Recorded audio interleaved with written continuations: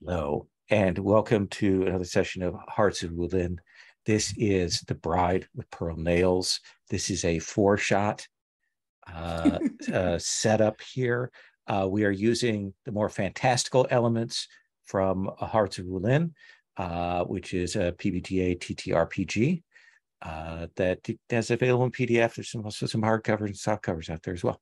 My name is Lowell, pronouns he, him. I'm going to be going through our setup for today and what we're going to be doing. I will be glancing down at the book because I actually have this written out. So usually my cats is a little more impromptu. So cats means I go through kind of to set up to give us a baseline of things we're going to be doing today. So the concept is Hearts of Wulin. You're playing martial heroes, like those you may have seen in Crouching Tiger, Hidden Dragon, or Hero, or more importantly, all of the various great long Chinese dramas like The Untamed and so on. Those are the touchstones. This is using the fantastical element. So The Untamed is a better touchstone for it, as are the movies Bride with White Hair and Green Snake and Painted Skin. Those are all Painted Skin. Painted Skin's so good. I really love that one. So those are all sort of the touchstones. Our characters are heroes in their own way, and they have great abilities, great powers, possibly great magics, but they're undercut by their own hearts. They're drawn by duties to their family, to their clans, to their codes, but other things get in the way. And in particular, our story is our four characters. We are going to assume, I think we're going to find out through entanglements, that they know each other in some way, even if it's only tangentially or briefly. They are going to this wedding that is happening to join two clans. It is happening in a few days from the time of our character's arrival. And these are powerful clans, but there has been a specter that has fallen on the land, that a number of ceremonies and gatherings, and particularly weddings and celebrations, engagements, have been disrupted by this figure of the Shark Finger Princess. Who she is, what she represents, we don't know yet. We're going to find that out through play. We're going to discover her motivations, or maybe we won't. We'll find out. We've got a NPC tab in our character keeper that has a bunch of beautiful people with lots of names. So when you go to make your entanglements, you've got some reference touchstones there, or you can make up your own. Our aim today, our sort of approach, is we're going to be doing character creation. Choose your playbooks representing your character, and then the role focusing that character archetype in. We'll build the entanglements, those triangles between our characters. You'll have a romantic entanglement and a general entanglement. I want to say about those romantic entanglements, they don't necessarily have to be sexual. They can be strong feelings of friendship, of camaraderie.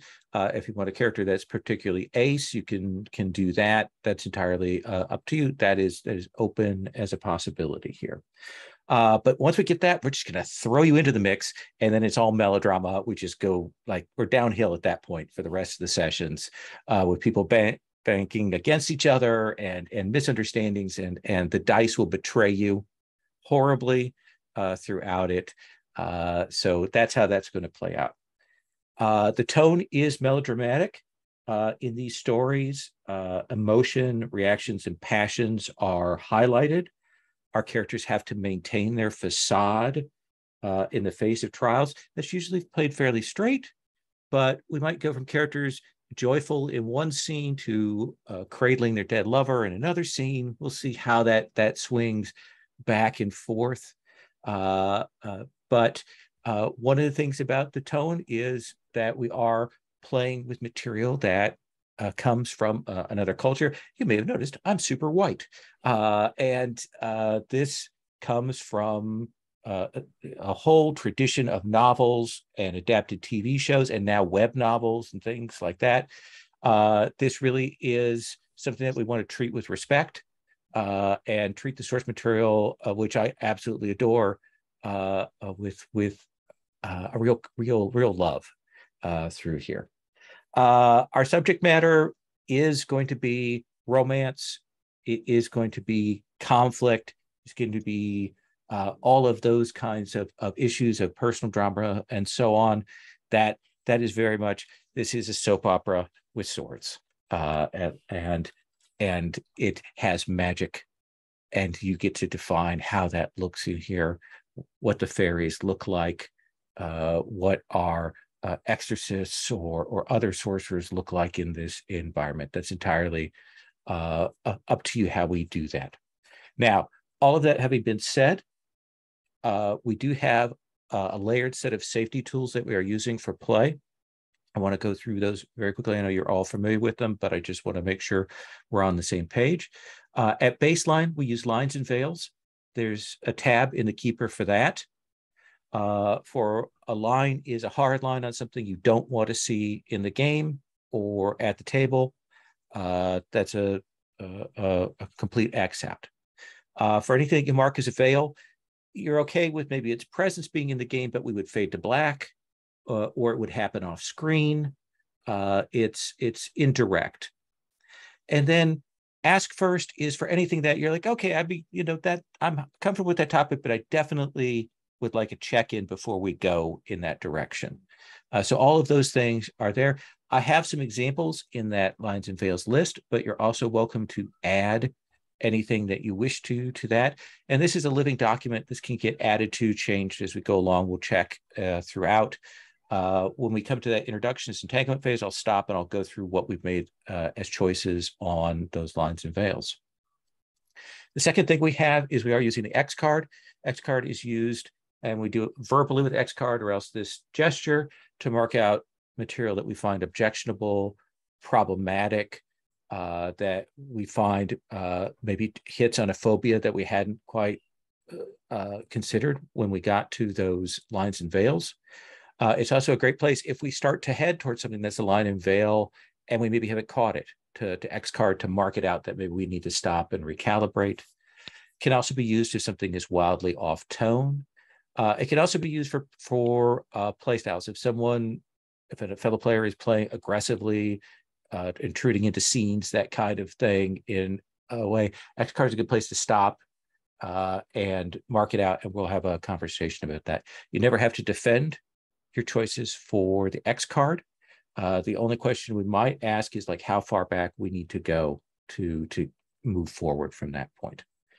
And then the last tool that we're using is open door policy, which means if you have to step away, if you have to leave for whatever reason, you're welcome to. We understand that the world is tough, and maybe it's emotional, maybe physical, whatever. If you can tell us that you're going to be back in the chat, that's useful, but you're not obliged to do that. The other thing with that, though, is if we get done with this session and you go, that is not the game I thought it was going to be, I do not wish to play that game anymore. You are absolutely legit to message and not come back. You should never play in a game that you are not enjoying, and will never have to defend your choices on that. Two last things I want to say about safety, and I know all of you are familiar with this. Don't do accents. You can do voices, but don't do accents.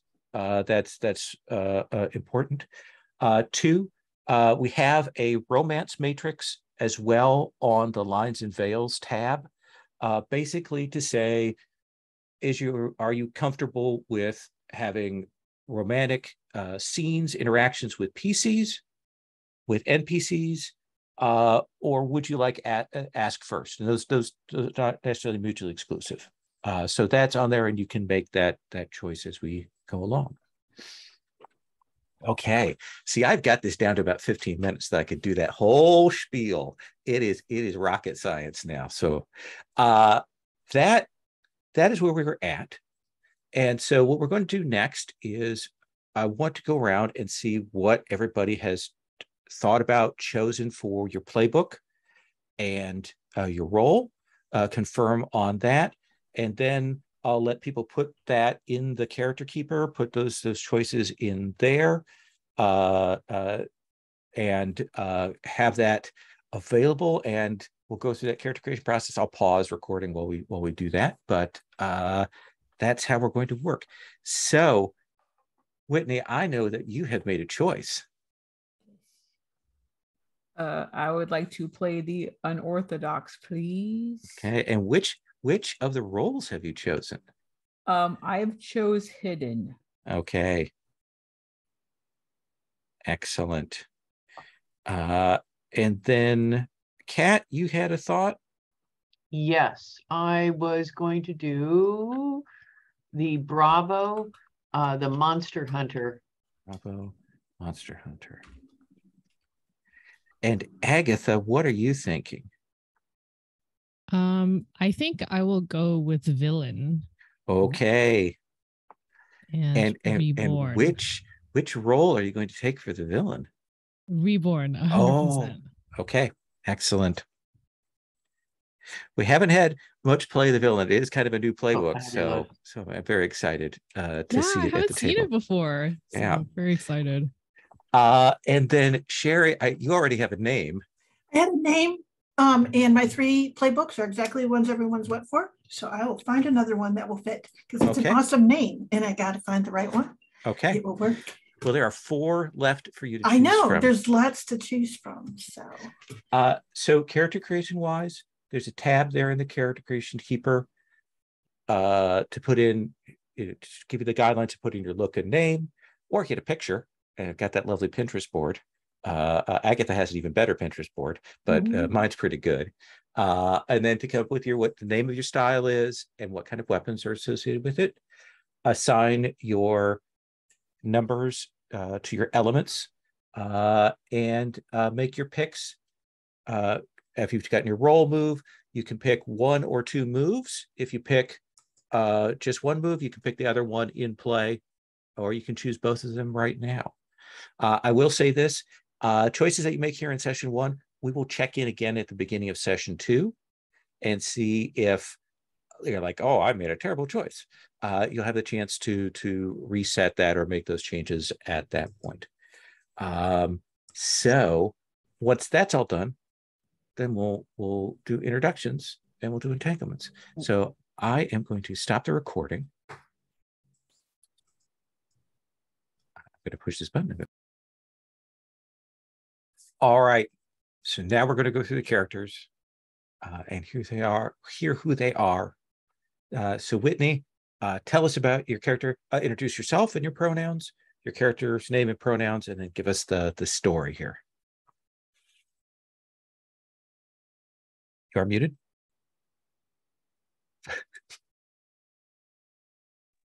Hi, I'm Whitney. My pronouns are she, her. My character's name is Zhao Yubo. Her martial name is Sodden Rope. She is the hidden unorthodox. Her look is damp hair, ethereal eyes, and flowing garb. I'm leaving her backstory a little open-ended since I'm not sure how we're all connected yet, but there was an altercation and she was captured and thrown overboard, and Sharkfinger Princess saved her from drowning. Her weapon is a meteor hammer with a dripping wet rope, and her style is called Weeping Lotus. And what did you take for the picks that you've made of moves? What moves did I pick? Yeah. Okay. For my roll move, I picked hidden, and for my first move, I picked Emperor of the Underworld. I'll pick the other move later during the game. So you're hidden. So were you hidden when you got captured, or is this a more recent thing? I think it's a more recent thing. Okay. Like I'm trying to like start over from nearly dying. Okay. Like when you were captured, was that like enemies of your family? Did you get over your head? Did someone sell you out? What do you think that was? I think she probably got in over her head. Okay. Pretty young, how old do you imagine? Probably young adult. Okay. And how long ago did this incident with the Shark-Fingered Princess happen? Are we talking just in the last few months or a year ago or what? Yeah, I think it happened a year or two ago. Okay. So since then you've had time to develop this other identity to hide.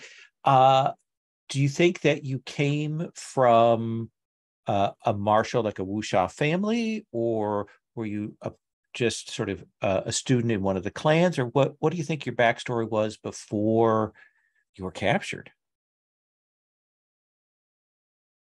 I think I was probably part of a clan. Okay. So we might, when we go through the entanglements and things, we might have some of them on stage here as potential people who might recognize you. This style that you have with the meteor hammer, which is a very unique weapon, do you think that this is something that was taught by your clan, or did you give up your clan style and take this up, or were you taught by a master, or where did that come from? I think like the meteor hammer was the weapon she used to use, but the style is something she made up, because I imagine since like the rope is wet when she spins the meteor hammer, it kind of like makes like a water pattern in there, hence the weeping lotus thing. Has she always had this sign of the water, or is that something new from after being? I think that was from her near-death experience. Okay. Or maybe Princess Princess Shark helped her with it, but or was it column A, column B? You're not sure whether the princess put this on you, or if it's a fallout from having encountered. Have you seen the princess in the year since she rescued you? I want to say I feel like I catch glimpses of her, but I'm not sure if there's like still seawater in my brain, or do you think, are you searching for her? Are you nervous to see her again? Like what's your feeling about that? I think she gets that like pitter patter toasty feeling in her chest whenever she thinks she sees her. Okay. Awesome. I think that gives us enough to work from there. We will come back to you when we do entanglements after all the introductions are done. Let's move on to Agatha. Agatha, tell us about your character. Okay, my character is Qin Li, and his pronouns are he, him. I went with the role villain and with a reborn role. His look is burning eyes, chiseled features, and he wears like martial dress with intricate patterns crawling throughout. And it's like, that's the part that is constantly moving if you look too closely. And I don't think he wants to reveal that, but anyway, so that's him. I have like a vague idea of his background. Okay, everyone has stuff. All right. Okay.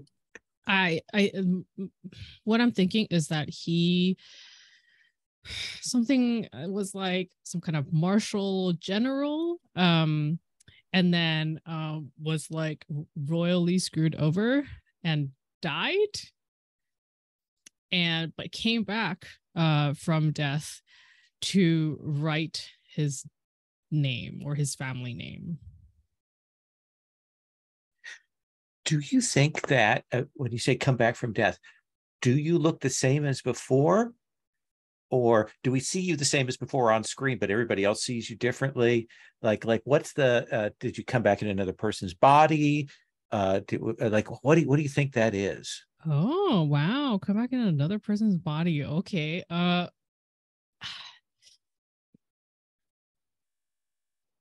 I feel like, I mean, we could do coming back in someone else's body. Sure, why don't we do that? Okay. So do you think this is someone that called your spirit up, like in the Untamed, or is it somebody that died, like was, there and close to death when you died, or something else? I think it was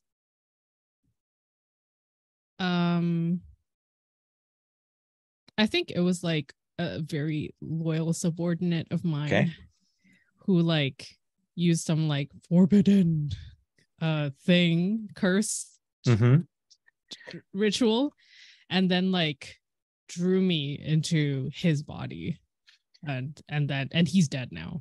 Okay. So the subordinates gone. They made the ultimate sacrifice to bring you back. How long ago did you die? I mean, if the subordinate did this recently, and this looks fairly young, so it must have been, we were talking a year, a couple of years. Like, how long ago was the death, and how long ago was the rebirth? I think the death was like probably something like 3 to 5 years ago. So it's not actually that far back in the past, but it has been enough time for this subordinate to like find out about this ritual and then prepare everything and then summon me. And I think I've been back for like a year. Yeah. Okay. So you've had some time to wander and plot and plan. Yes, and brood. And brood. Tell us about your fighting style. What weapon are you using? What does that look like? Okay, my fighting style is called Spear of Eclipse, and I was a very famous, I think, general dog of the Empire, as people in the Wulin like to call me. And my element is Earth. My weapon is a spear with Empire insignia, and it was given to me as like a reward for like my loyalty or something, or I don't know, a show of trust, one of those, like a royal favor. And it was like my treasured weapon. And yeah, it's a very, let's see, I chose Earth, so it's a very dramatic style, and it's especially awesome to see it if I'm riding a horse. Okay. You look especially cool with it. I like that. So cool. Now you came back, and the reborn move gives you something that you brought back with you. What is that? Is it a ghost? Is it a fairy? Is it an animal spirit? Like, what have you dragged back with you that kind of only you can see?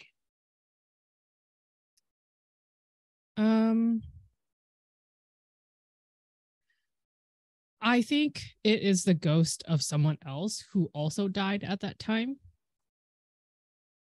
I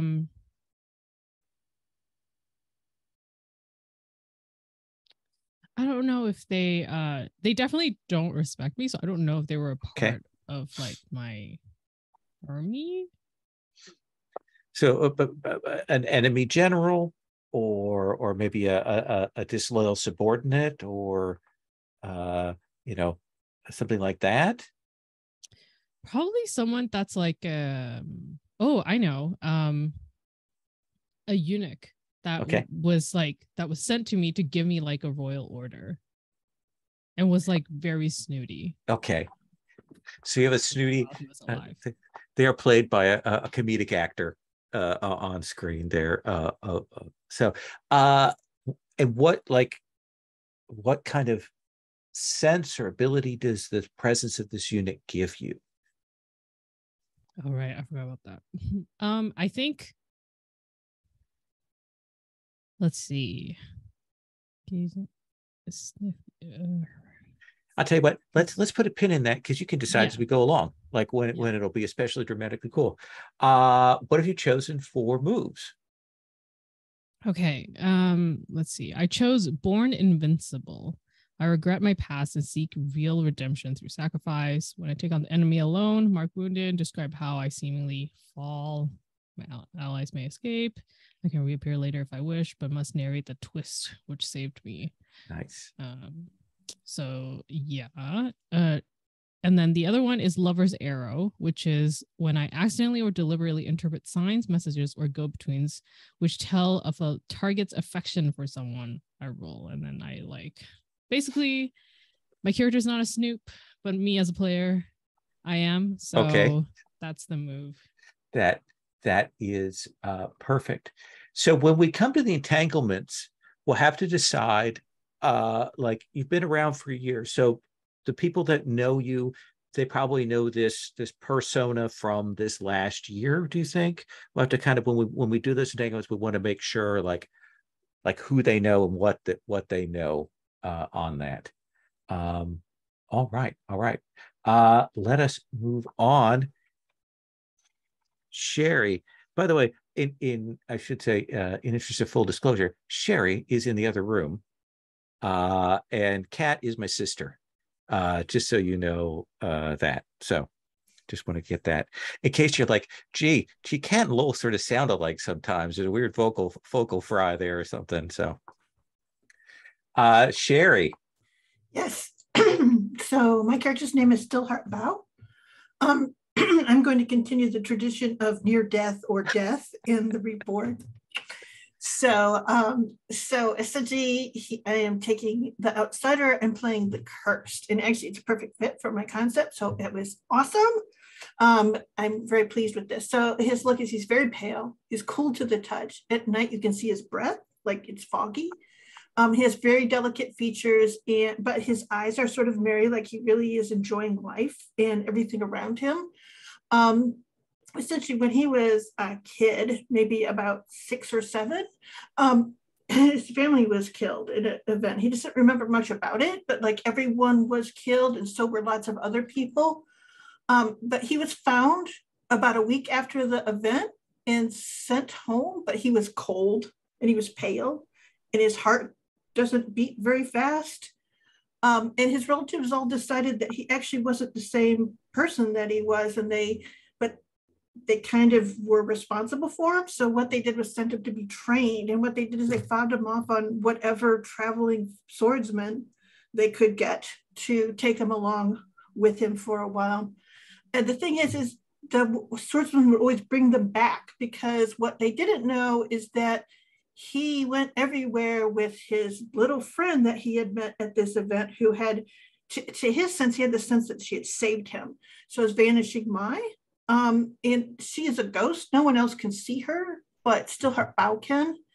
And even though he holds her in very high regard, and all of those things, he has come to realize that she's a magnet for the supernatural and for misfortune. It sort of, those things come to her, or she inadvertently leads them to it. She doesn't want to, but that happens to her over and over again. So essentially what Bao is doing is trying to save her, and he doesn't know what to do. And so let's see here, I don't know. Tell us about this style, the combat style that you have synthesized out of these travels. Exactly. So one of the things is oddly, his style is fire. And part of it is he has no way to hold on to his fire chi. So he uses like what he has, like since he can't use it for his own cultivation, all he can do is channel it through his sword. And so he just expends it all the time. It's why he's cold all the time. It moves through him rapidly, and it's easy for him to push through a weapon. So he's like, it's like his chi is terribly broken, or his element is broken, excuse me. And so it's called Lost Fate Singing. And the sword that he uses is not particularly awesome or anything. It's just a regular sword, but he had some, symbols for purification engraved on it, just so people would have some reason to think that's why the sword was maybe a little more effective than it ought to be. He does fight left-handed, even though he clearly isn't left-handed. He leaves his right hand free and down by his hip most of the time. He's actually holding Vanishing Mai's hand, but people can't see it. So it just looks like he just keeps his hand down there. Okay. And you'll want to put a little clock for your curse. Put that in. We have 4-tick clock for that. Tell us about the other moves that you've chosen. Okay, so what I chose is, because cursed is, wait, did I put something in the wrong place? I don't know. Let's see here. I will put that in there. I moved it, excuse me, I will switch over to the playbook. So cursed is you're bound by the fates of destiny, fate and destiny. This may have a concrete form, such as a mystical person who has control over you, or for me, Vanishing Mai. You have a force segment clock. In play, I can add a tick to the clock to give myself a +1 for my roll. Additionally, I can add a tick as a cost or consequence.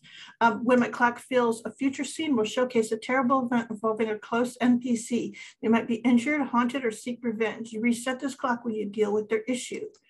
And then my moves that I chose were Eerie Moon and Evil Star. You have been hurt by otherworldly forces in the past, leaving you marked. When you enter a place clearly tainted by supernatural presence, now or in the recent past, roll. On a hit, you perceive the hidden energies and may ask a study question about it. On a 10+, take +1 forward in dealing with it and learn the manifestation's purpose. Additionally, you may always mark an element choice to have a supernatural foe engage you before other targets. So, and then the other thing I took was have sword will travel, because I will always take this move if it is available to me.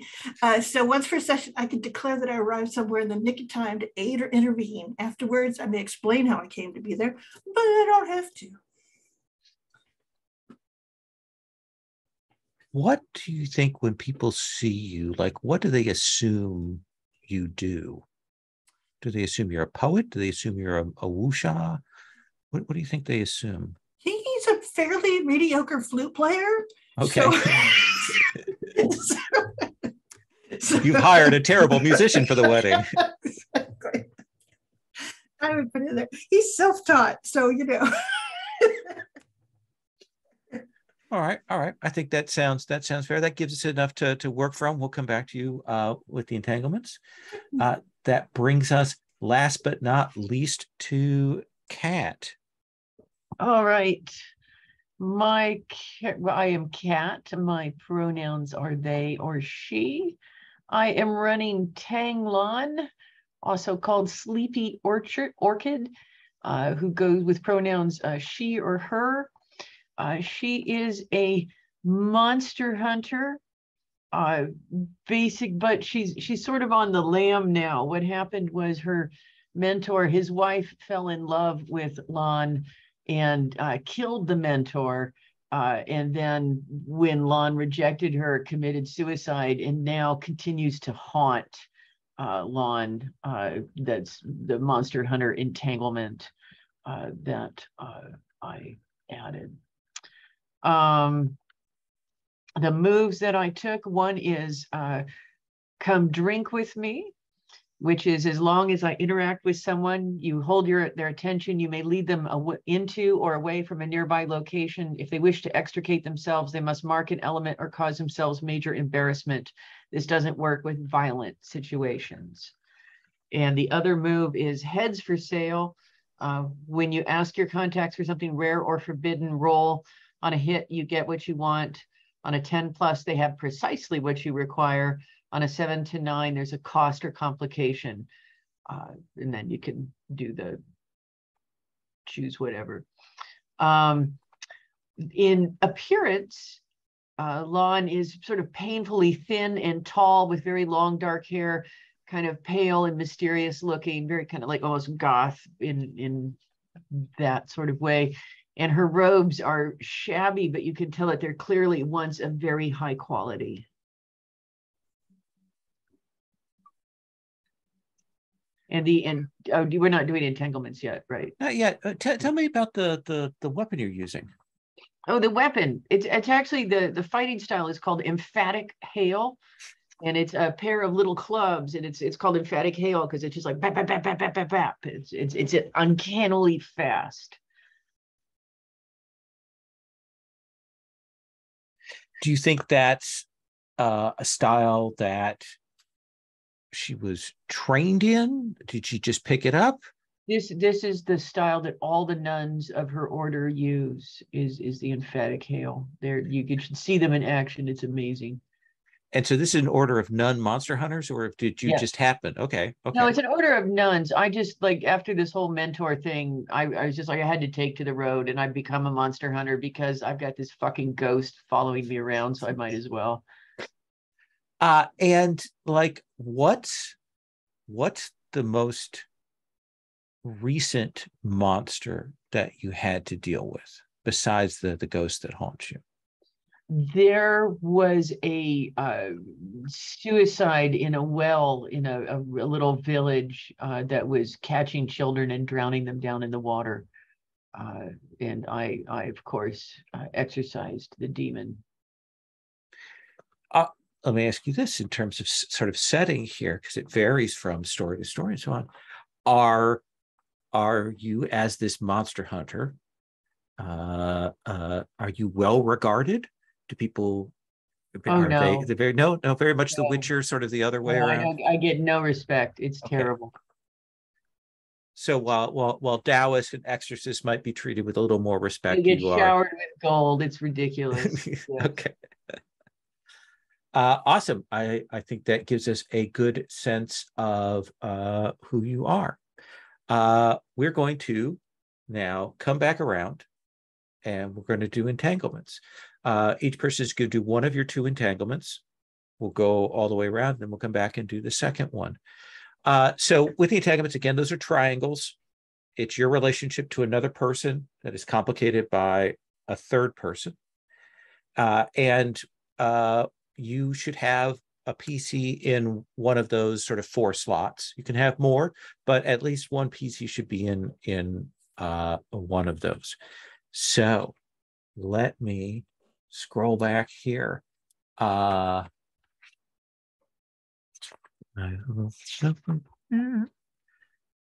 Yubo, Sodden Rope. Do you want to do your general entanglement or your romantic entanglement first? Since Shark Finger Princess is my romantic and I don't know I don't know her backstory yet, I'll do the general because I think that would probably be PCs. Okay. So the entanglement I chose for general was from the general list, since I went with a romantic from Unorthodox. Okay. I have hidden my true identity. That words are hard. I have hidden my true identity from blank because of my past with blank. Okay. So who is it that you've hidden it from? We have that large pool of NPC pictures there if you want to pick someone, or a PC. Yeah. Do I have anybody? I want to plop anybody in there without consent. Does anyone want to be involved?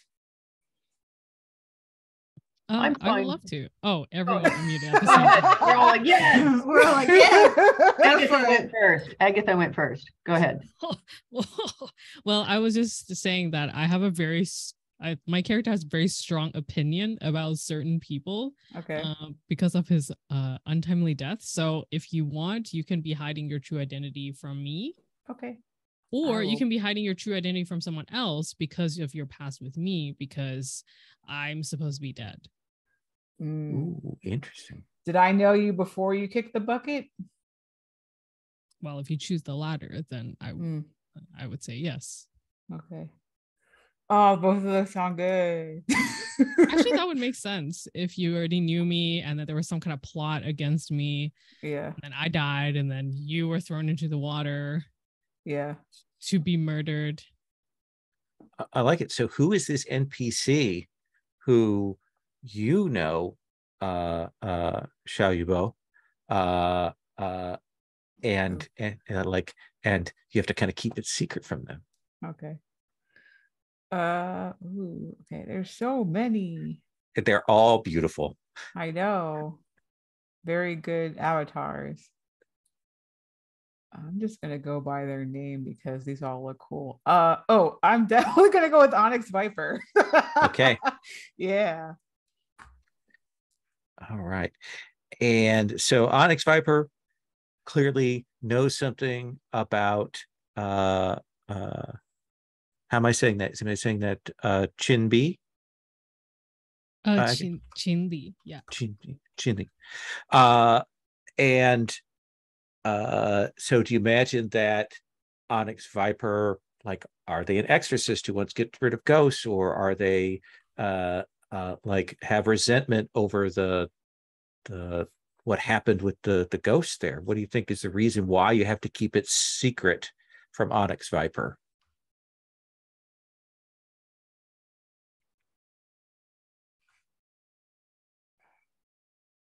What do you think, Sho?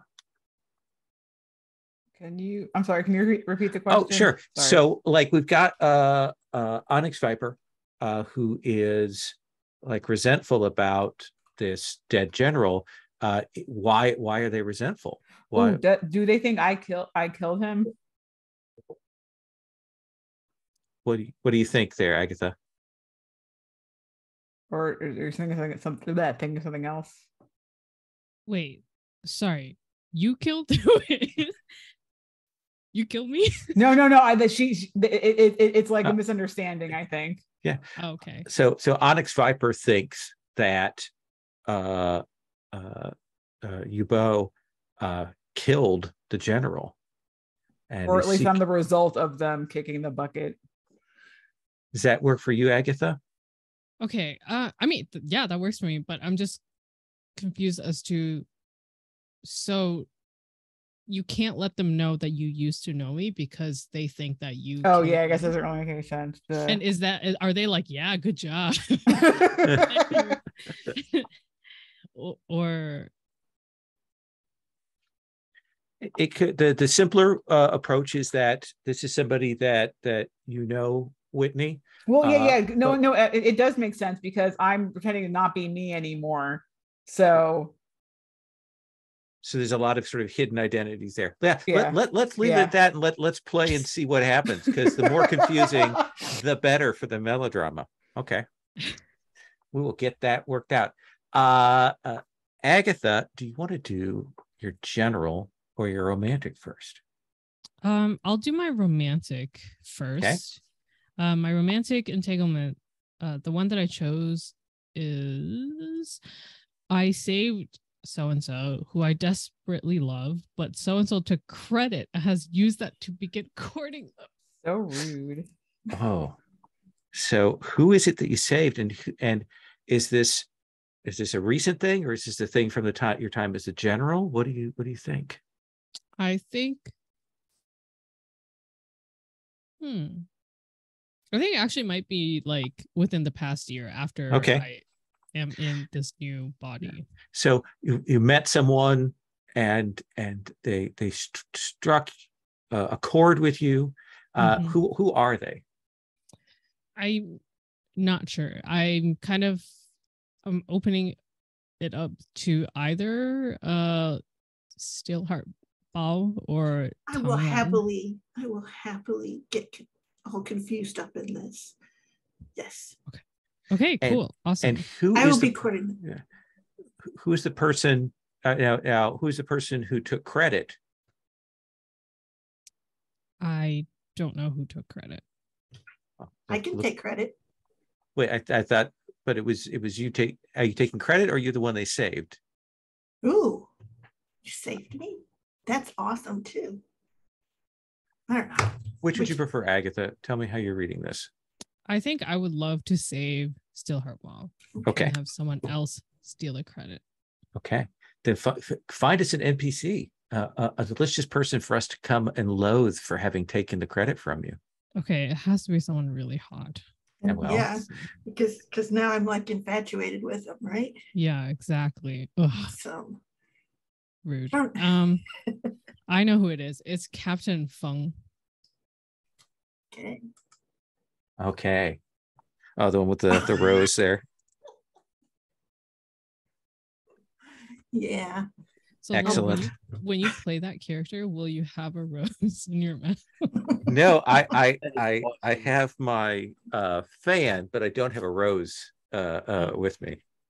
So, but we'll work on that. Okay. All right, that gives us your first entanglement. Sherry, let's come to you. Stillheart. Hey, this is all awesome, and I'm always get like ooh with these. So let's see here. I get ooh. Yeah, I think let's double down on that. Captain Fun and I love each other. Like this seems like the real thing.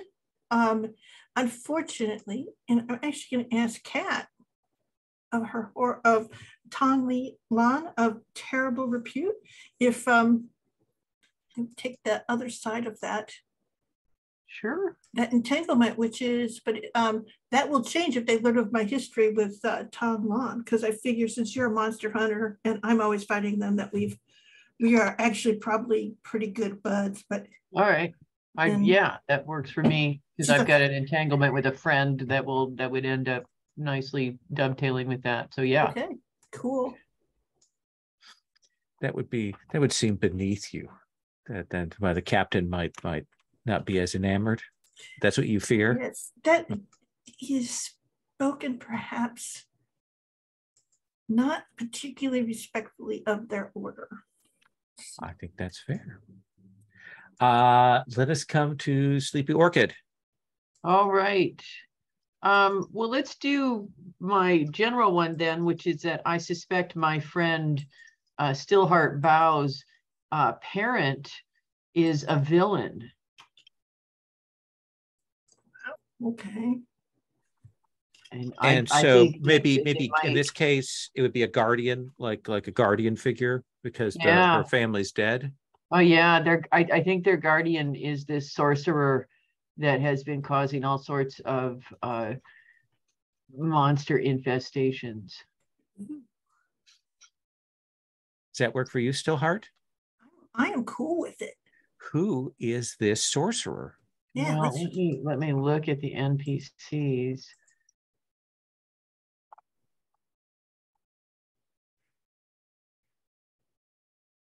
Oh, I think it's Iron Lion. Iron Lion. All right. It's a face that you could not help but trust. Yeah. He doesn't look suspicious at all. All right.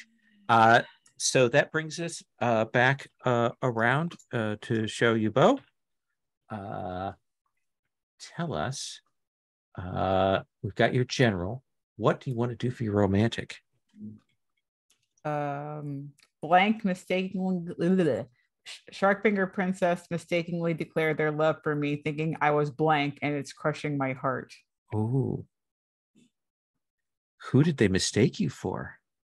Should be a PC or an NPC. Me.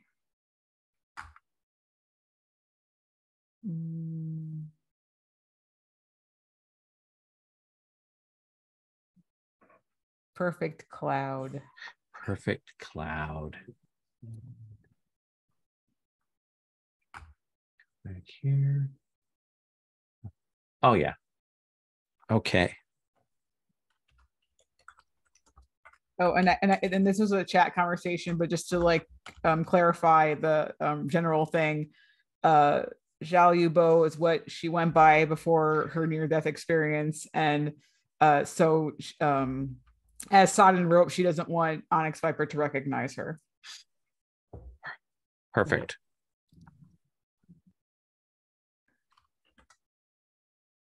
All right. Agatha, your general entanglement.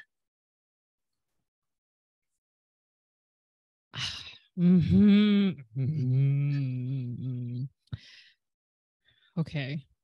I have to keep my I have to keep my ambitions for revenge against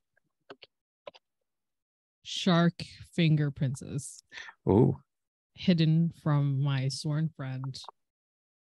I assume Xiao Yubo, because that makes that's sense. perfect. Yeah, I love it. Excellent. So, like, was the shark fingered princess involved in some tragedy in your past? Was she involved in your death? Was she involved in something more recently? No, she was involved in the besmirching of my name. I like it. All right. Then that comes back to Stillheart Bow, your general. Yeah. Let's see here. I suspect X knows much about my family's destruction, but accusing them will offend Y. So, does anyone here want to know something about my family's destruction? No, it's someone that I suspect had something to do with it. So, oh, shark-fingered princess knows much about my family's destruction, but accusing them will offend someone. Xiao Yubo. Okay. Do I know you as Simon Rope or as Xiao Yubo? That isn't. I will leave that up to you. I don't mind either way. If you know, if you knew me, my before I became hidden or not. Okay. I think it makes maybe a little more sense for it to be the more recent version, just because that connection. Yeah. Sodden rope. And then last but not least, we come back. And what do you want for your final entanglement, Tang? I love blank, but my teacher, who I know their name, and killed someone dear to them. And I don't know that it should be someone in the group or not. If someone, we can do NPCs. You can do people in the group. Oh no, it's going to be Agatha. Okay. Yeah. All right. So I love Agatha's character, but my mentor killed someone dear to them. Okay. Okay, my suggestion is, what if you love my current body's identity? So Qinli is not, you can come up with like an old name too, the general. So what if you love this person, but then your mentor killed the general, who I like that, close to this person, but is now me. Perfect. Okay. So who is that NPC who was involved in that death then? That was my teacher's name was Lu Wen, but let me find a picture for him. Wait, so is he, but he's dead now, right? He's dead now. His wife poisoned him. Okay. Yes, he's totally gone.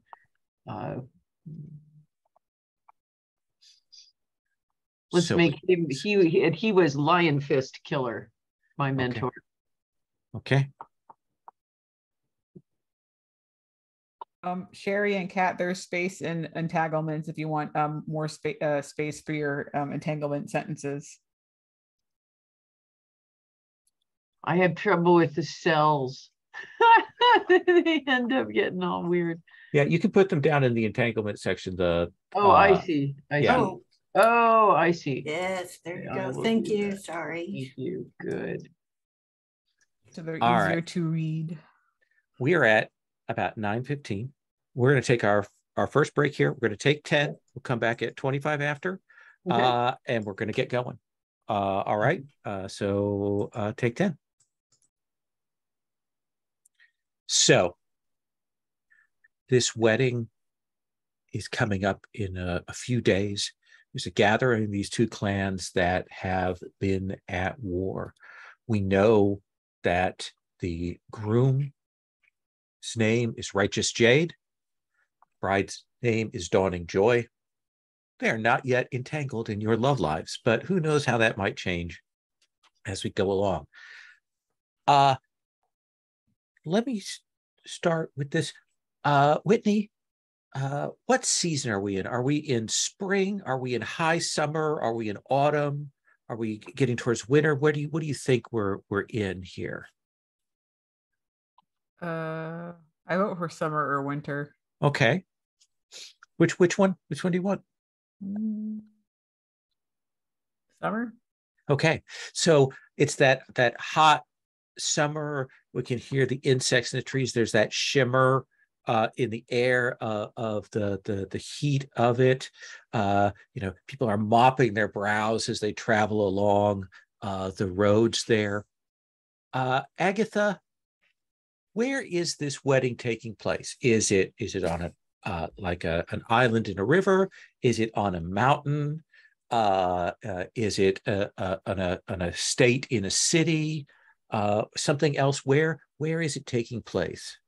I think it's taking place on, excuse me, a giant ship that is docked on a giant river.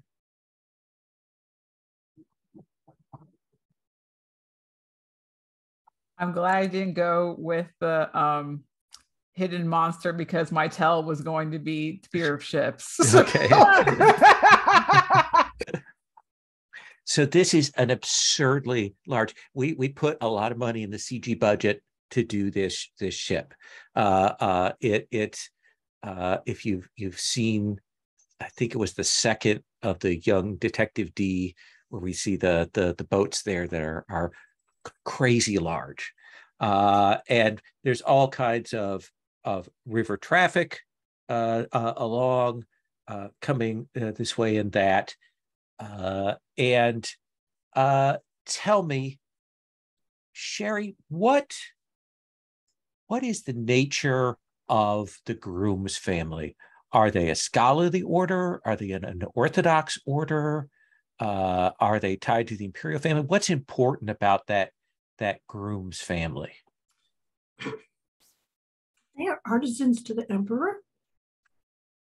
They have a long tradition of it, but this generation, his father and Righteous Jade themselves, are sort of like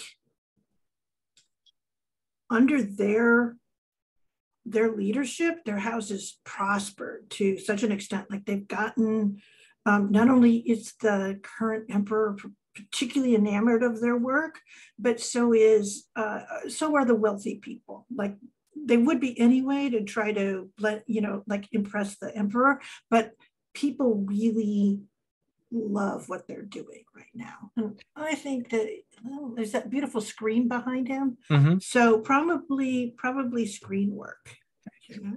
And we'll assume that they have a wuxia style, probably the fighting with the ink, the great brushes and things like that. That's part of their work there, with different colors of inks and so on. Kat, on the other hand, what is the nature of the bride's family? They are incredibly savvy merchants. And they have done very well, to the point where people sort of wonder a little bit, like, oh boy, they've done perhaps a little too well. What could be going on? There might be some kind of shady stuff, but she is the pearl of the family. Her family adores her. We don't know exactly what has been the conflict between these two families, but certainly that rumors of an unorthodox, of a quiet, more hidden segment of the bride's family remains out there. Tell me, it's going to take me a bit to get names, and I will get them wrong. Show you, Bo. Why are you coming to this wedding? Were you invited? Is it just because of the rumors of the Sharkfinger Princess? Did somebody call you? Why do you think you've come?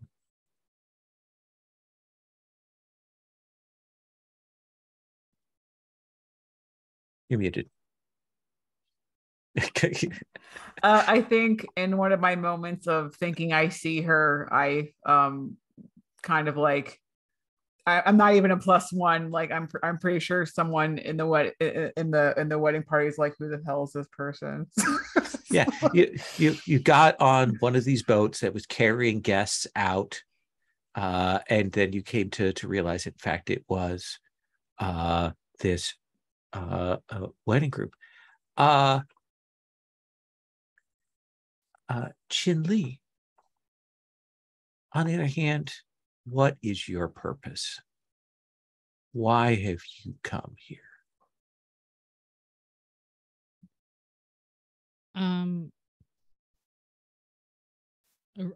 It's definitely revenge. Okay. But there are so many involved people already. I don't know who to get revenge on. But you know that this is going to be drawing together people from across the wuxia world.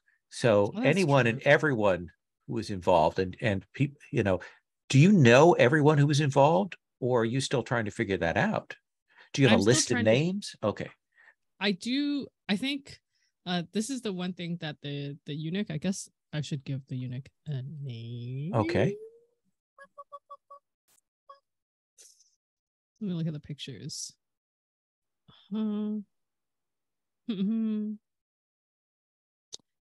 I guess Gao Yu Lang.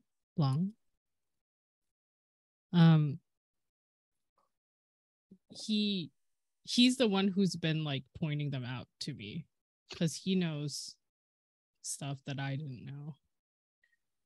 Absolutely. He always says he's the brain, I'm the brawn, and let him do the thinking. And so it is evening. The sun has gone down, but of course it's twilight. It's hot on the river. You're on this barge with a few other guests. When Gao kind of leans over and goes, "Don't look now." I say, don't look now, but I believe that is Shou Yubo, who has hopped on the boat at the last stop. You kind of look through the crowd and you'll see Shou kind of probably looking around, like uncertain, maybe a little bit lost, would you say, Whitney? Yes,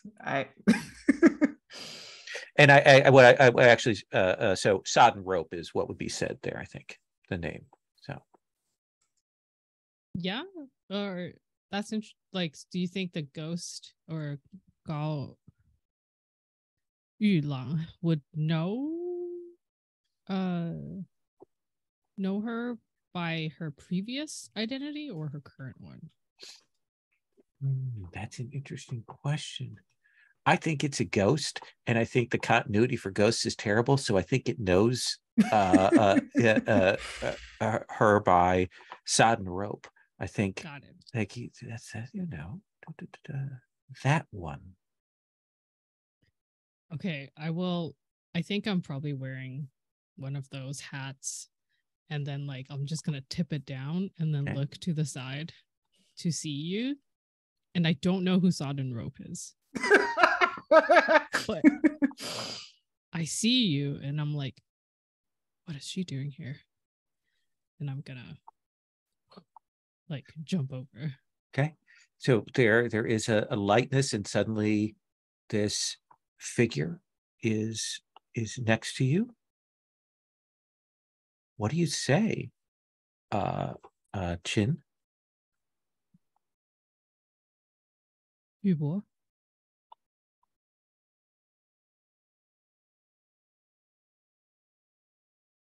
Is it really you?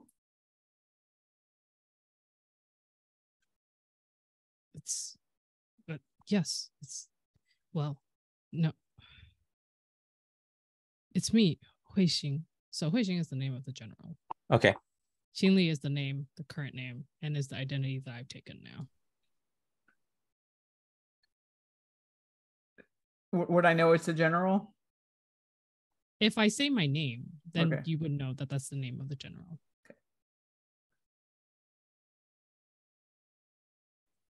I I I didn't think I'd see you again.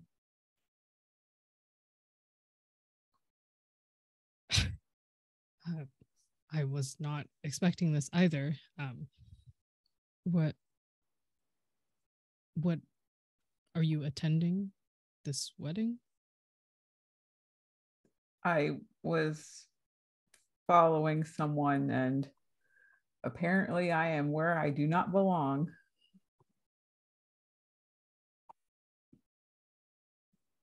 Who are you following?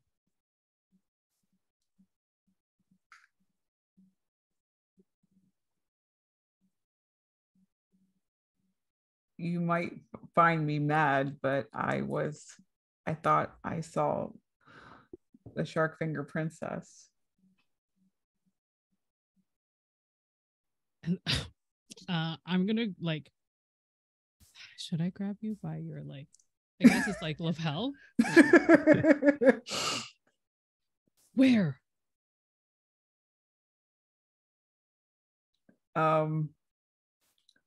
I think she like looks around like I don't like she's trying to pinpoint where exactly she like thought she saw her, and looks back at you and says, wherever she was, she's no longer there, but I imagine she's still on the boat. I catch myself and like release you. I see. So she's here too.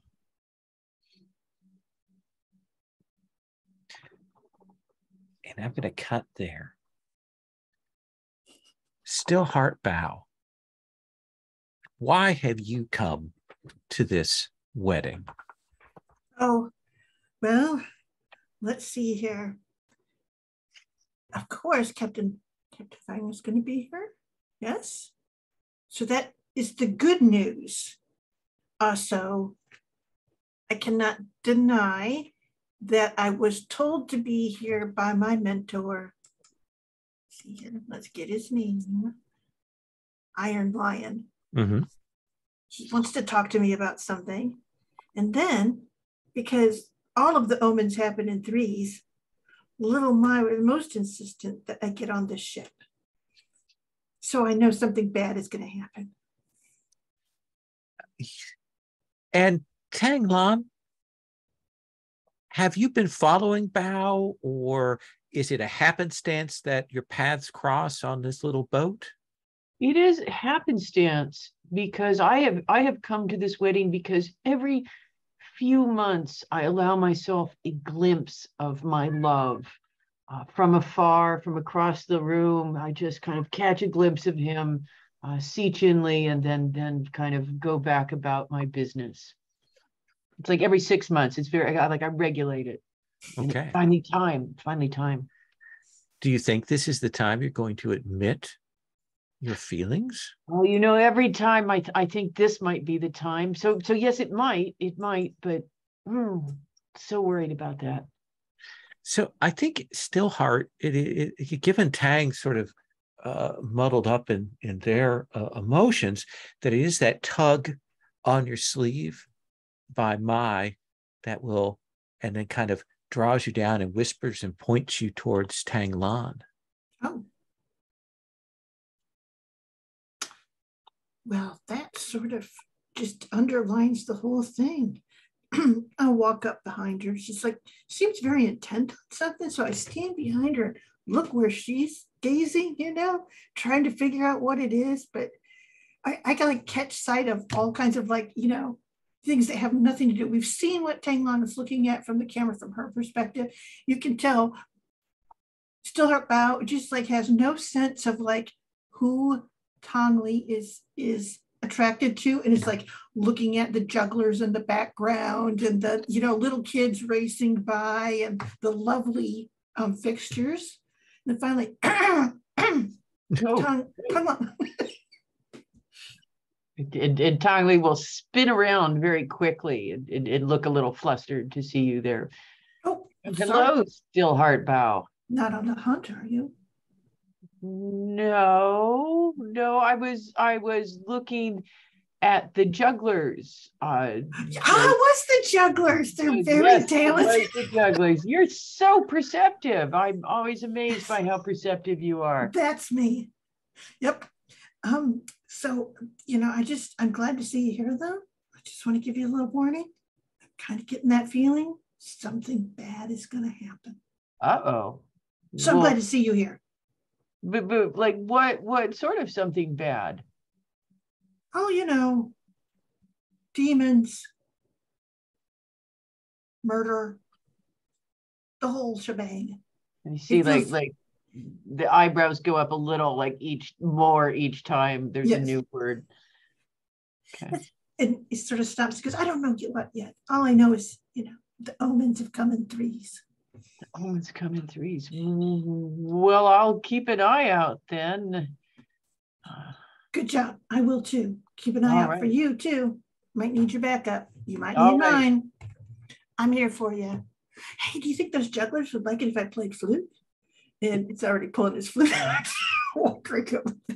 Sure. Tanglon will say, sure. And as you kind of get your flute, and we discover that you are not the best flute player. I am excellent. I know how to play all of the songs that I knew as a child. Okay.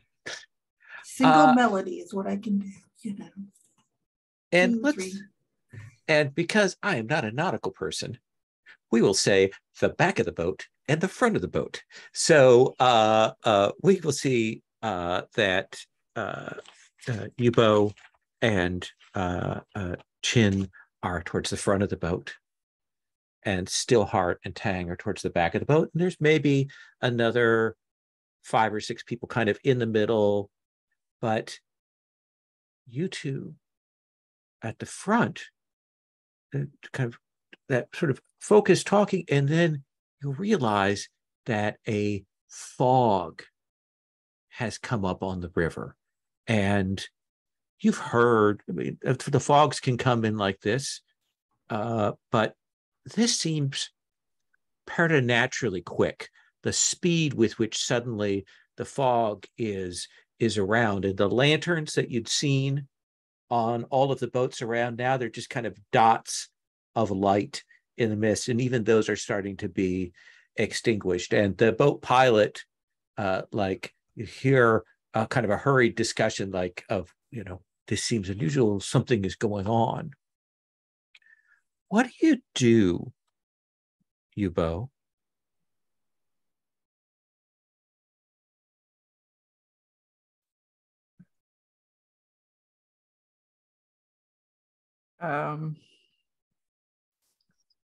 I think I subconsciously move myself in front of Huijing.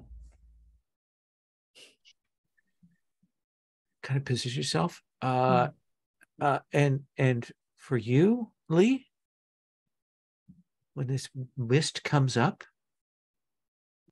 Oh, I unroll my spear from my back and ready it, and am investigate with my eyes and my senses. Do you want to make a study roll? Yes, I do. Okay. What would you like to roll with? I think water. Okay. Or awareness. Looking at what's going on. Yeah, let's have you go ahead and roll.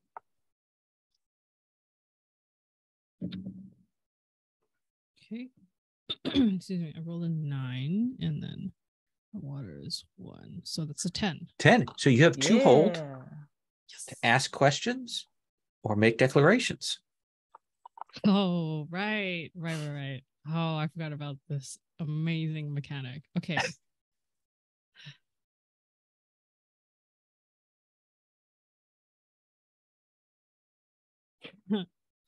I guess my question is, okay, I know that Shark Finger Princess is here, and that I think is the most important person on my revenge plan right now. So my first question is, yes, what is the Sharkfinger Princess's location? I think you look around and about, and Sharkfinger Princess is a creature of magic, but I think that you have with your eunuchs like senses, the ability to kind of catch it, and I think that you realize that they are not on this little boat with you, this passenger boat, but you can feel that they are aboard the ship. And your second hold? Oh, I must declare a detail because I feel like it would be such a waste.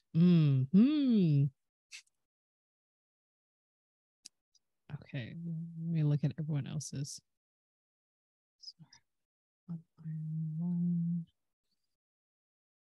Okay. Captain Fung. Yeah. I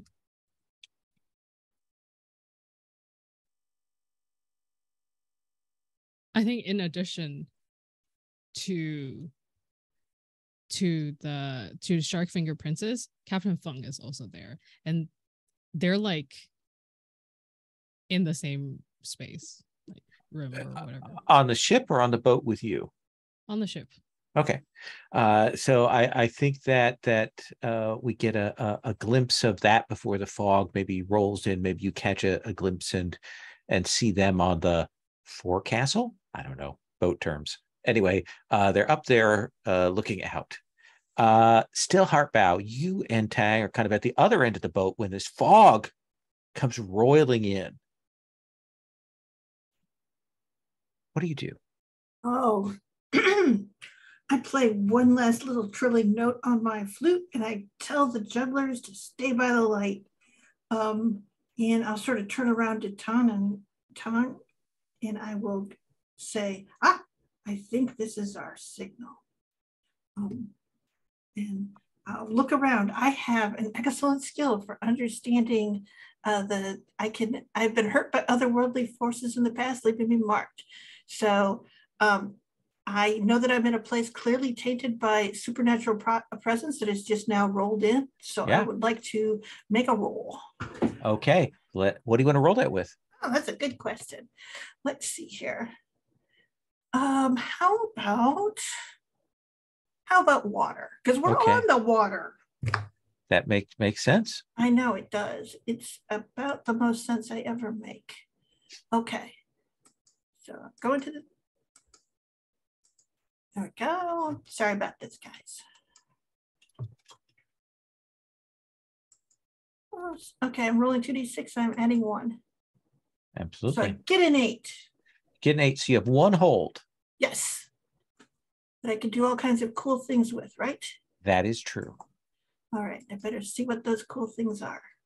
You can ask a question. You can declare a detail. Ooh.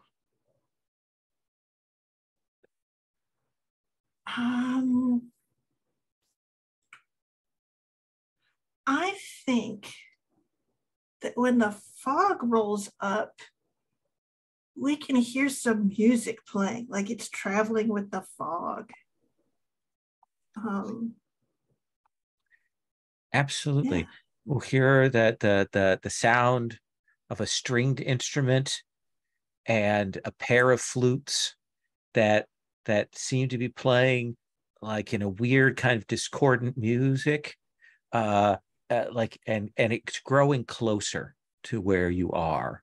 This trio of musicians on this boat, somehow piloting through this fog. Tang Lan, what do you wish to do?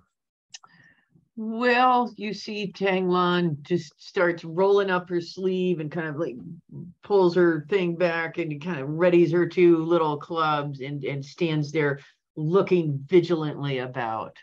And she is all business. Get yourself set, position yourself.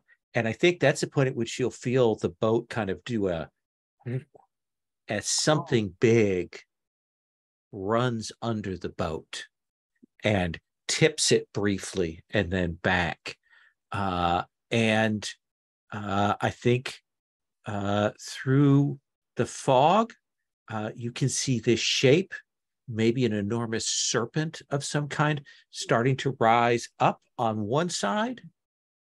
But you'll also vaguely make out these three figures playing music on the other side.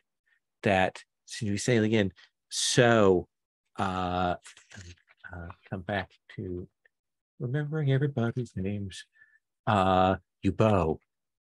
What do you do? Sort of serpentine figure there. You're still out on the river.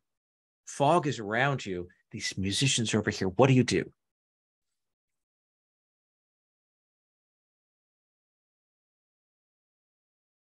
You're muted. I want to know what the creature is. Okay.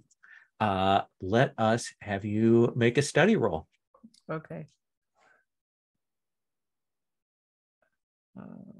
Oh, I should pick which element I'm using Yes. first. Ooh.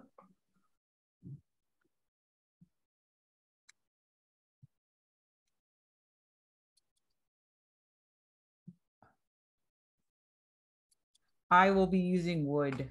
Okay.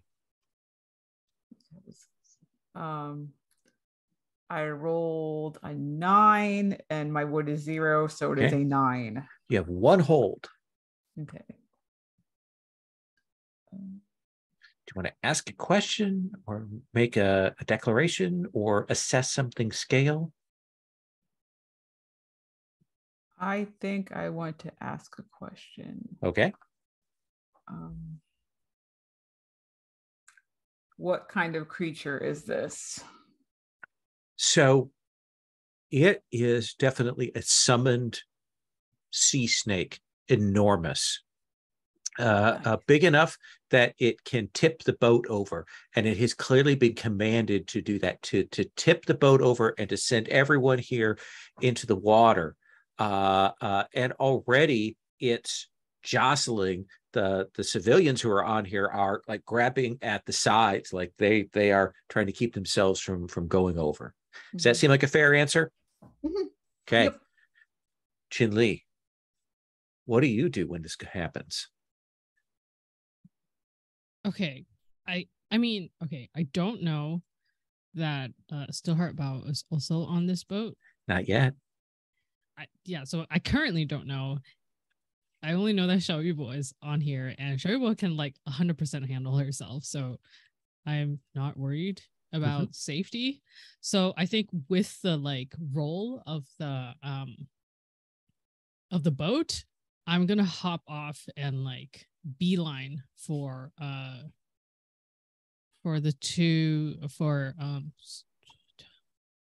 Shark Finger Princess and Captain Feng. Oh, so you are ignoring the threat to these civilians. You're going to try and make it through the fog and lightness across the water over to there? That is correct. I was once a righteous general, but now my heart is consumed with revenge. Absolutely. Let's have you make an overcome roll. So you launch yourself off. What do you want to roll that with? I'm going to roll that with fire. Okay. And I rolled 5 plus fire, which is 0. So I failed that roll. So there is that moment when you launch yourself off, when there is a whipping sound and that serpent head comes up out of the water, grabs onto you, and smashes with you down into the water. Mark an element. And you're in the serpent's maw, and it is going to try and dive and drown you. Stillheart Bao, out of the fog, you see this shape come up. You see this one of the figures, clearly a wuxia, attempt to flee, and is grabbed and dragged under the water. And now there are people, the other civilians on board, screaming. And I sort of stop and I say, oh, this poor serpent is controlled. I will see if I can break the control. And I'm going to play the flute and try to, how should we say, pull apart the control that they have with the music. Okay. So this will be, I think, if I'm well, let's see how we're reading this. Do you want two ways to read this? One is that you kind of like giving your friend an opportunity, or are you trying to lower the scale of the serpent, like work towards that end? I think that my first inclination is, since I'm trying this out, is I'm trying to give whoever this wuxia is the chance to escape, because that would be a sad way to go, is sort of drowned in a serpent's maw. Ooh, no good.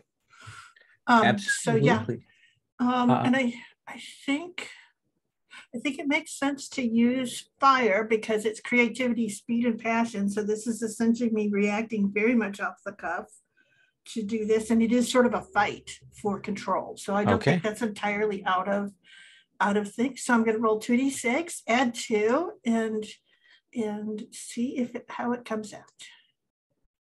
So 7, that's a 9. Oh, I'll give myself a +1. I'll mark one of my segments. One of your entanglements or your curses? Yes. Okay. Yeah. So I'm just going to do that here because work that curse meter. That's exactly. I have no sense of it. You guys are all in a bunch of trouble. So what does that look like? Like, what do we see on screen happen with you playing and the serpents sort of in the water? I think that what happens is essentially he plays, and he's not very good, but at least he's not discordant, and he sort of like brings the pitch of the song, like he just messes it up, but like like he's imposing a regular melody in some ways over this discordancy, and the serpent actually shudders and tries to back up, and that will give my friend a chance. Okay. Tanglan, you see this happening. You see this monster. It has grabbed someone, but now it's kind of let go. But then there is this ghostly melody from these three figures still kind of hidden in the mist. Your friend Stillheart is playing the flute with some skill. What do you do? I can't reach the serpent with my clubs, can I? They're down in the water. I'm hanging over the boat edge. Though you could leap in and... Well, you know, that does seem like the best course of action. So I will leap, drumming frantically at the serpent. And I will use... what makes sense? Let's use fire for creativity. And let's roll. Let me ask you a question here before we go too much further. Are you trying to like grapple and get the serpent in position, or are you there just to bang on it? Perfect. Well, when you take on a foe that is a higher scale than yourself, please roll. Okay. I have rolled a 7. You've rolled a 7. Plus 1, so it's an 8. So this serpent is significantly larger than you expected. And when you leap onto its back, there's that moment when you have that realization of exactly how big it is. And then it's sort of quivering, and it smashes you against the side of the boat. So mark an element. You're still sort of there, grappled. You're not thrown free. You still got a hold of this thing, but you're going to need to do some things to reduce its scale or get some help here. Okay. Which, speaking of, Yubo, what are you doing? Well, I mean, I see Huijin getting nommed on by the sea serpent. And just to refresh my player memory, did I see the three figures in the fog, or did I not? I think you would see them. Like at this point, you would see at least the outlines of them, and you could hear them. Okay. Like can see where they are, but you haven't seen their faces. Okay. So this is a mechanics question. Yeah. So I want to use a move, but I don't know the scale of the. I want to use an orthodox move, but I don't know the scale of the three people. because I'm assuming she's putting two and two together, and that the snake appeared at the same time as these three people, so three people probably have something to do with it. So, but the move only works if they're below my scale. Well, you could do a study move first, and then we could roll right into you using that move. Okay. Let's. What do you want to roll study with? 5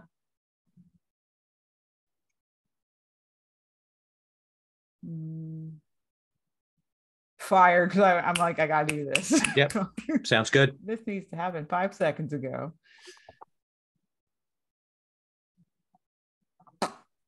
I rolled a 4 altogether. Okay.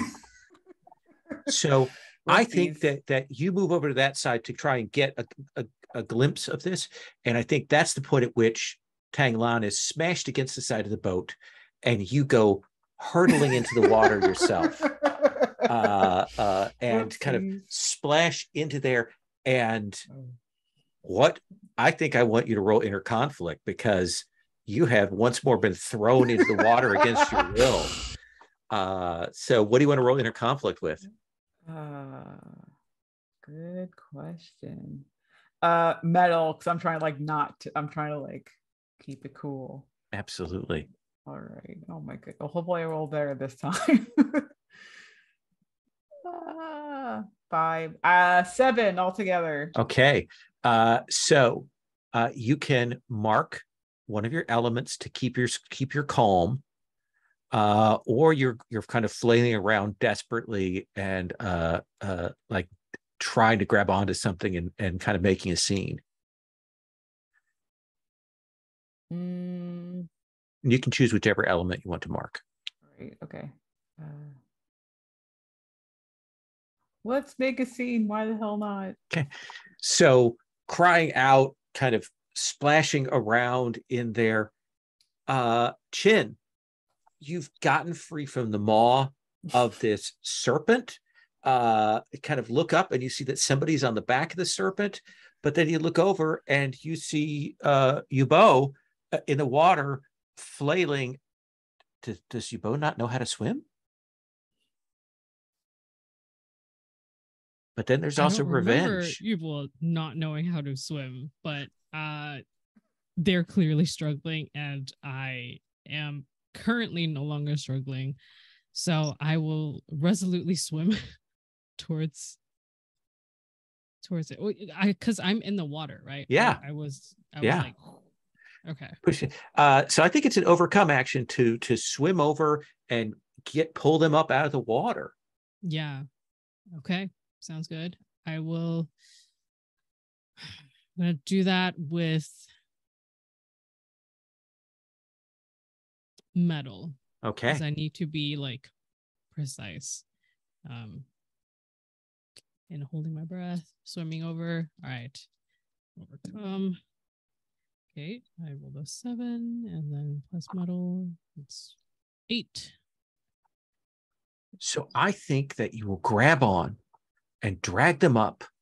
But I think that's the point at which you realize that you have dragged them on to the boat that these musicians are on.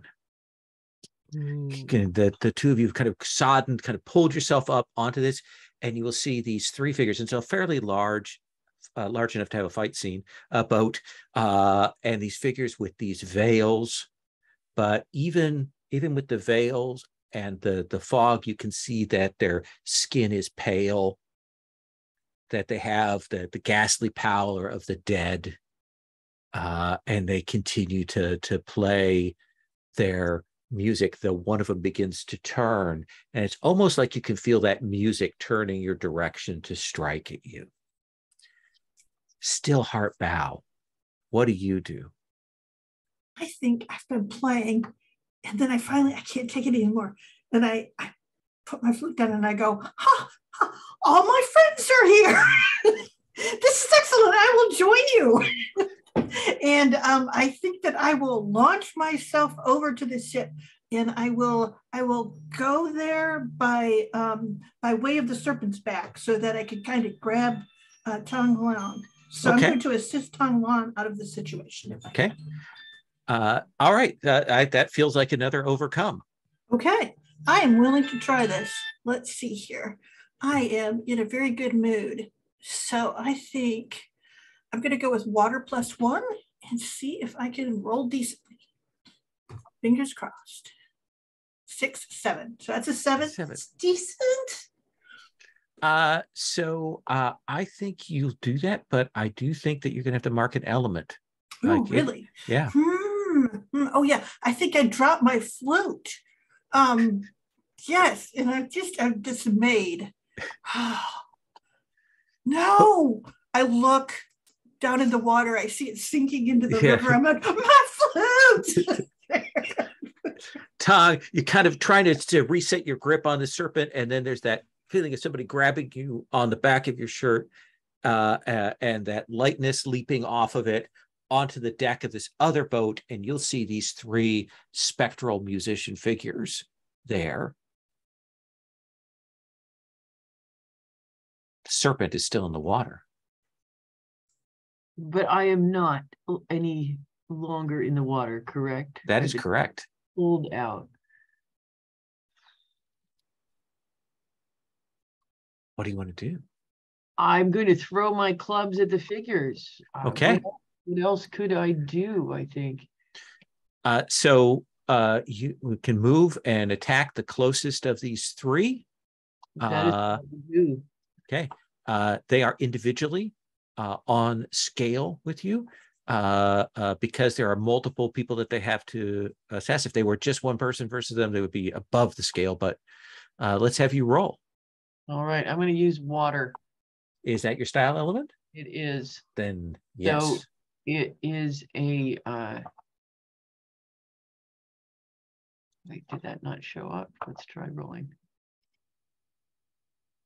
Okay, a 10. That is a 10. Tell me what that looks like. The flutist closest to you turns with this bamboo flute to face you, and then you're on them. Like, what do we see happen? It is just like a furious drumming that just immediately smashes the flute out of their hands, and then just like, but it kind of like drums along them, and they're kind of spasming as the drumming goes on. Hitting them so that they kind of wheel unnaturally. Their limbs go in strange directions as you kind of push them back away from the other 2. Yubo, you've been pulled up out of the water, kind of coughing at that. You see these 2 figures.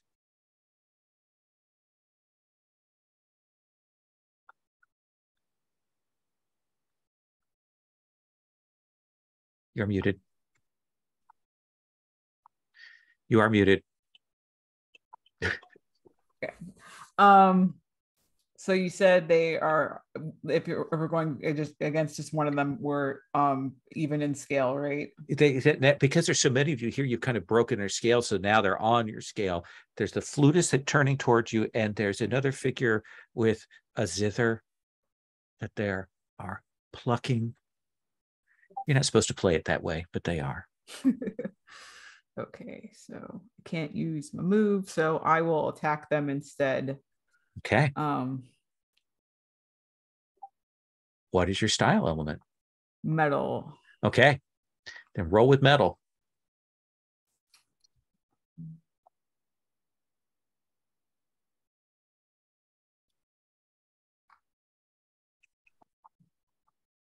Should I be using my roll move? Technically, let's because I'm see attacking. Recognize your skill. Yeah, basically, it not for these that isn't an appropriate cost, but for other people it would be. Okay. Blue. A 9 altogether. Okay, so with a 9, now you have a couple options. Okay. You have 2 bonds. You get a bond with people one from each of your entanglements. You could burn one of those to boost that to a 10, or you could take the 9 result. Okay. I think I'll use my bond with Wei Jing. Okay. So this is the first time we see you fight on screen. It's the first time we see the meteor hammer. You are awesome. 10 plus. What does that look like when you destroy this undead flutist?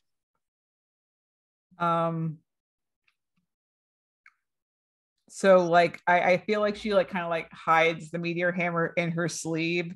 So and so as she like draws it out, there's that the water, like the water blooming off the rope, and as she swings it around and launches it at the instrumentalist, like the water kind of follows the path of the weighted end, and so the weighted end and the pedals of water hit crash into it at the same time. And of course, it's in slow-mo because obviously, yeah. That full impact of the water and the meteor hammer hits it, strikes it, the flute shatters into 1,000 pieces, and this thing goes flying back into the water. Chin Li, you see that, and there is one figure left, and the serpent in the water.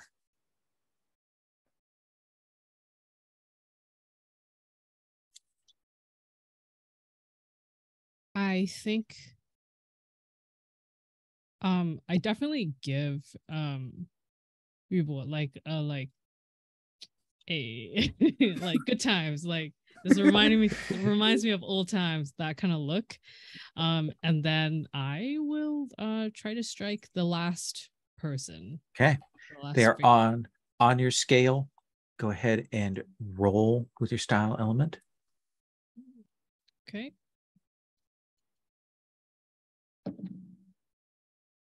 Okay, this one I rolled a 10. Oh, yeah. 12.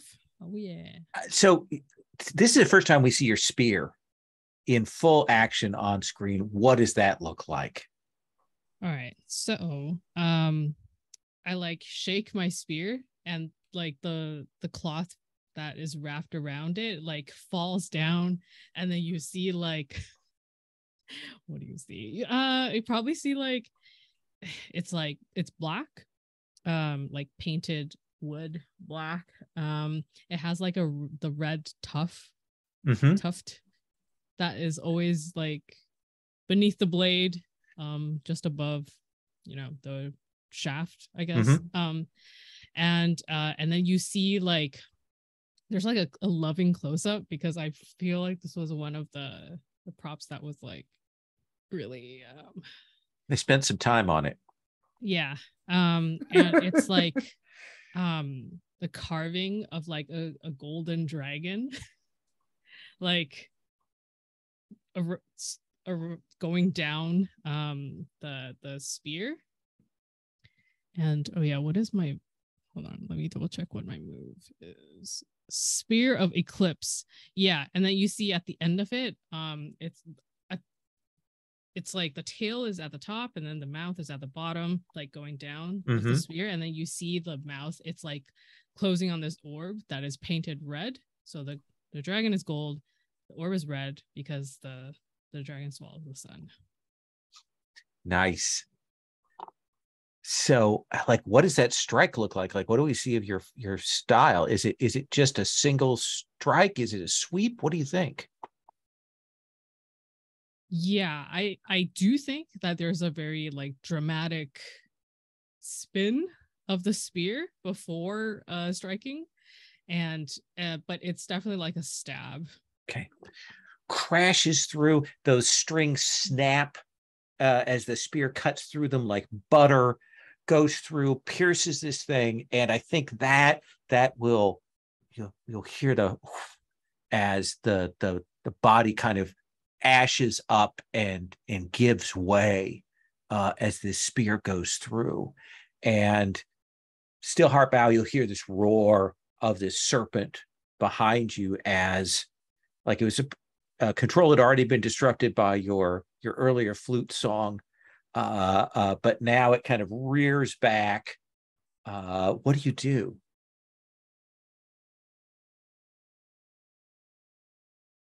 I think think I tell him that he can go home now. Okay. Like, and I think I say that, but it's like I feel like I'm saying it, but you actually see that it's Vanishing Mind who's saying the same thing, and that's what it hears. Sorry. That's okay. Alarms. So that feels like Hearts and Minds, maybe? Yeah, sure. Let's do that. Let's see here. And I think that this is about that sort of thing of like all of the power passing through, and for me that's my fire, so I will do that with fire, if that makes any sense. Perfect. So I'm rolling 2d6 and adding 2, so that's a 7. So I think there's that moment where we see it kind of raise up, like it raises over the boat,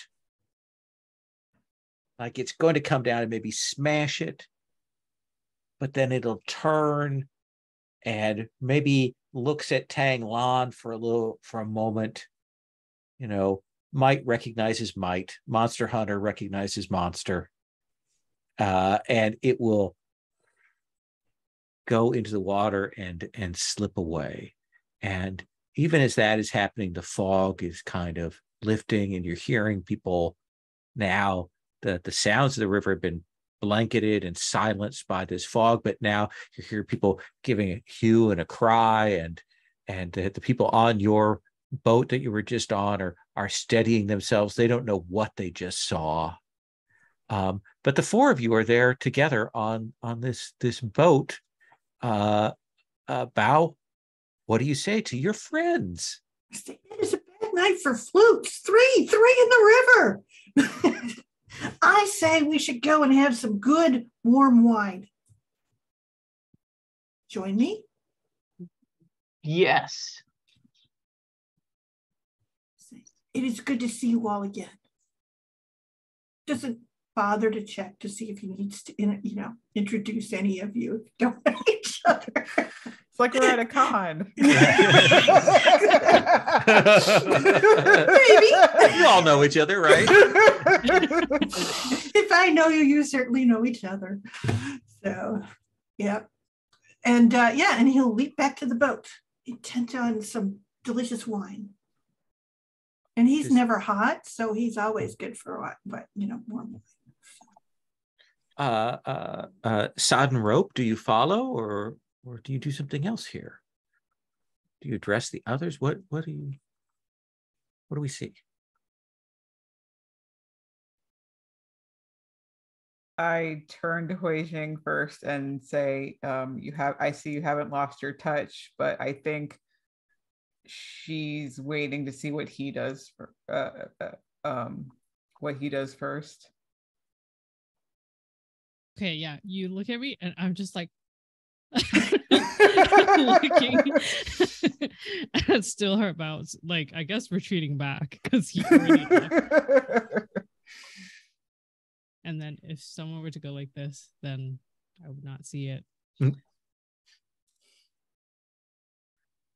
And Tang Lin?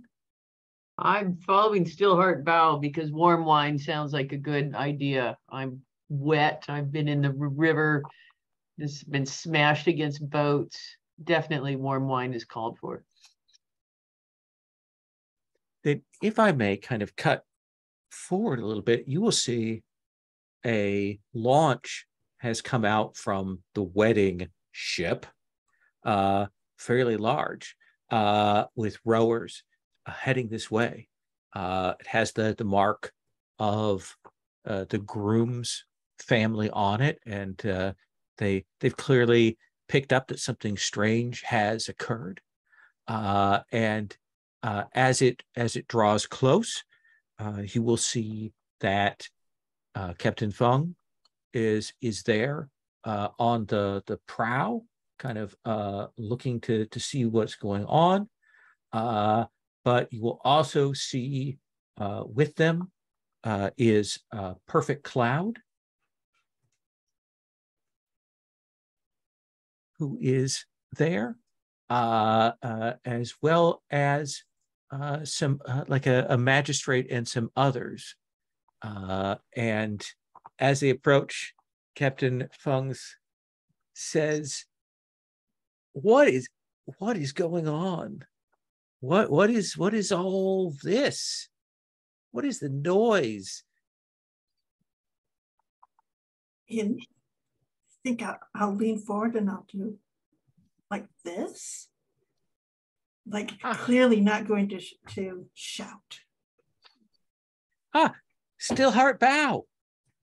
Captain Fung, it is good to see you. And I will go to greet him. I will take this chance to clasp his hand. I knew you were coming, so I sent this launch out.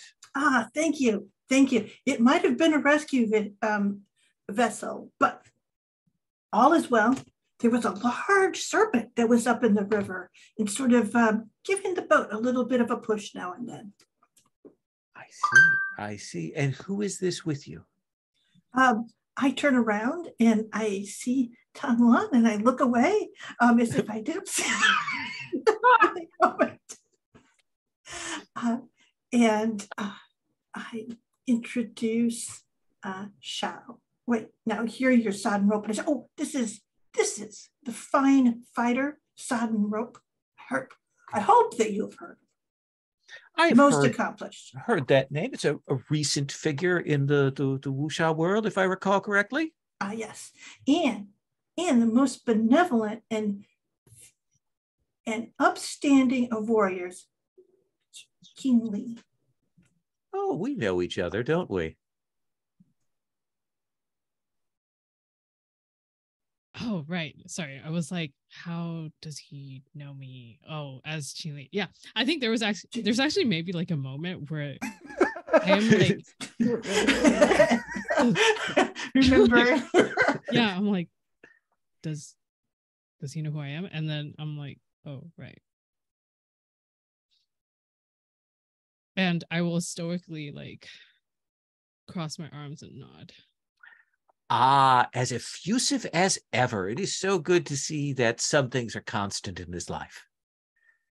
But please, your vessel is damaged. Why don't you and the others come aboard, and I will instruct the captain to sail us back to the vessel. I assume all of you are headed for the wedding? Certainly, I seem to be. Yes. Yes. Well, then come under my auspices. Come aboard. Excellent. I'm thrilled. And he will gesture for all of you to come aboard. What's your take on this, Tanglan? I'm here for the wine. And let's remember that I'm a poor, poverty-stricken nun, and I'm actually, there's a lot of food and wine at this, and Stillheart Bow seems to be hooked up with the wine. So I'm just sort of lingering, and plus this way I can see Chin Li. So I'm just sort of hovering, drinking wine. Wine is broken out.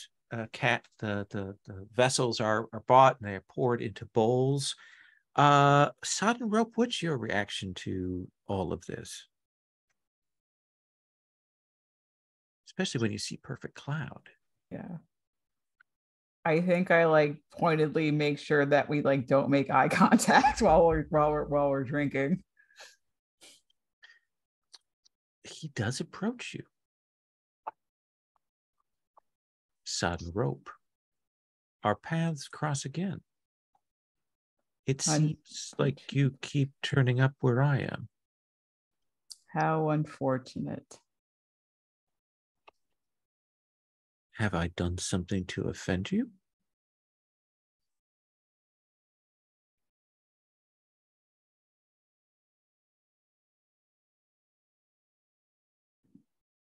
I suppose you haven't.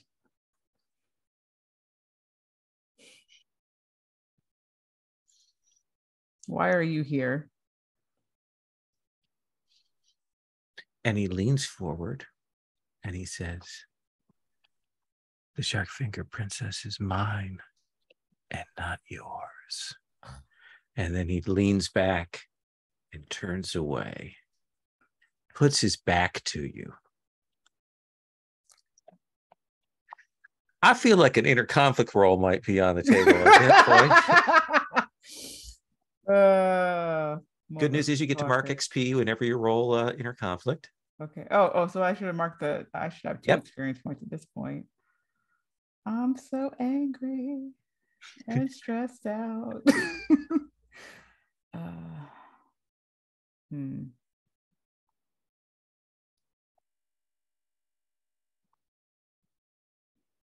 I think this is probably metal because I'm trying to control my emotions. Okay. Blue. I got a 7 altogether. Thank God I rolled with metal. So you can essentially like step away, like it admit, kind of bow and step away, or you can mark an element and maybe follow up and get in his face. I want to mark an element. I want to Okay. get in his face. Okay. Let me figure out what Chin is doing, and then I'm going to come back to you. Okay. Chin, you see this gentleman, this captain, and you see him plying still heart bow with wine and laughing, and people here are, when he tells a joke, everyone is laughing with him. What are your feelings here? I am annoyed. But I feel like I'm kind of like staring broodingly at them, but I also don't do anything about it because I feel like still heart bow can like do what they choose, and it's not really my place to say anything. So I'm like, So you're saying to me you don't feel conflicted about this? Oh, I am definitely conflicted. Okay. So what do you want to roll out with?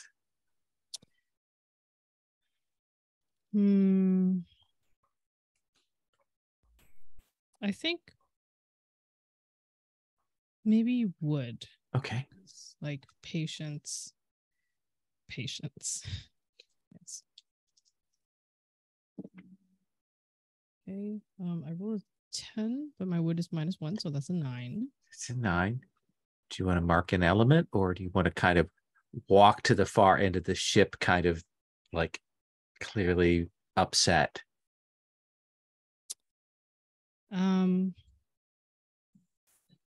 I think I will like walk off. I think I'm like in the middle of like drinking some, I don't know, wine thing.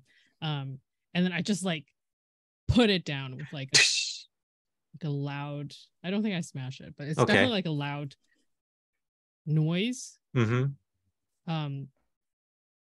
then I just like stand quickly and like stalk off.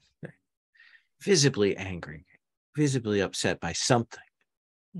Still heart bow. The captain stays close by you, but you also see that Tang Lan is kind of moving around and helping herself to just about everything. I know.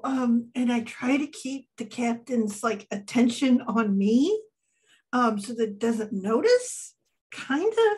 But then there's that moment when I don't understand it, but you know, Ting Lee kind of makes some sort of noise and then goes, and I'm like, oh my goodness, is something upset? I'm missing everything here. These are my friends. And I turn around and there's Tang Li Lan, and I feel really guilty because I'm like, yes.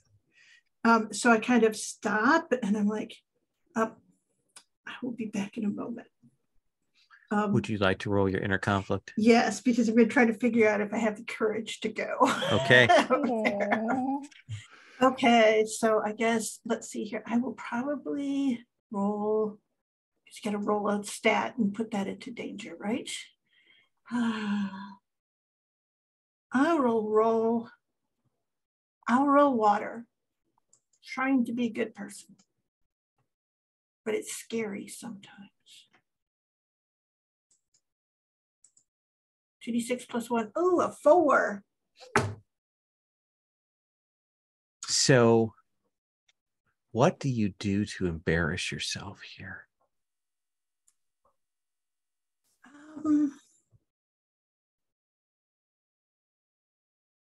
That's a good question.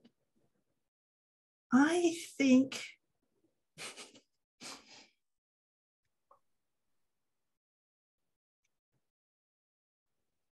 I start to go over to Taglan to like invite them over. And then I turn back and I see the captain kind of look up and wrinkle his nose. And I turn back to Taglan and I go, you're gonna have to leave now. Here. And I'll pick up some wine. And I think I'll try to scoot them out. But like, I'm like super flushed and I don't even know why I'm doing it. I'm just like panicked. Taglan, what's your reaction to this? I'm horribly confused by all of this. And among other things, I saw Chin Li stalk off, and that's very distressing to me. And now here's Stillheart Vow kind of shoving wine at me and trying to hustle me, and I'm going to plant my feet and go, what's going on? I'll talk to you later, okay? Okay. Okay. But we will talk about this later. Allow myself to be hustled off. Okay. Yes, there. Taglan, you feel this cold wind come through, and you hear the voice of that spirit that hangs with you, and you hear her like whispering and murmuring something kind of just outside of the edge of your hearing. Oh.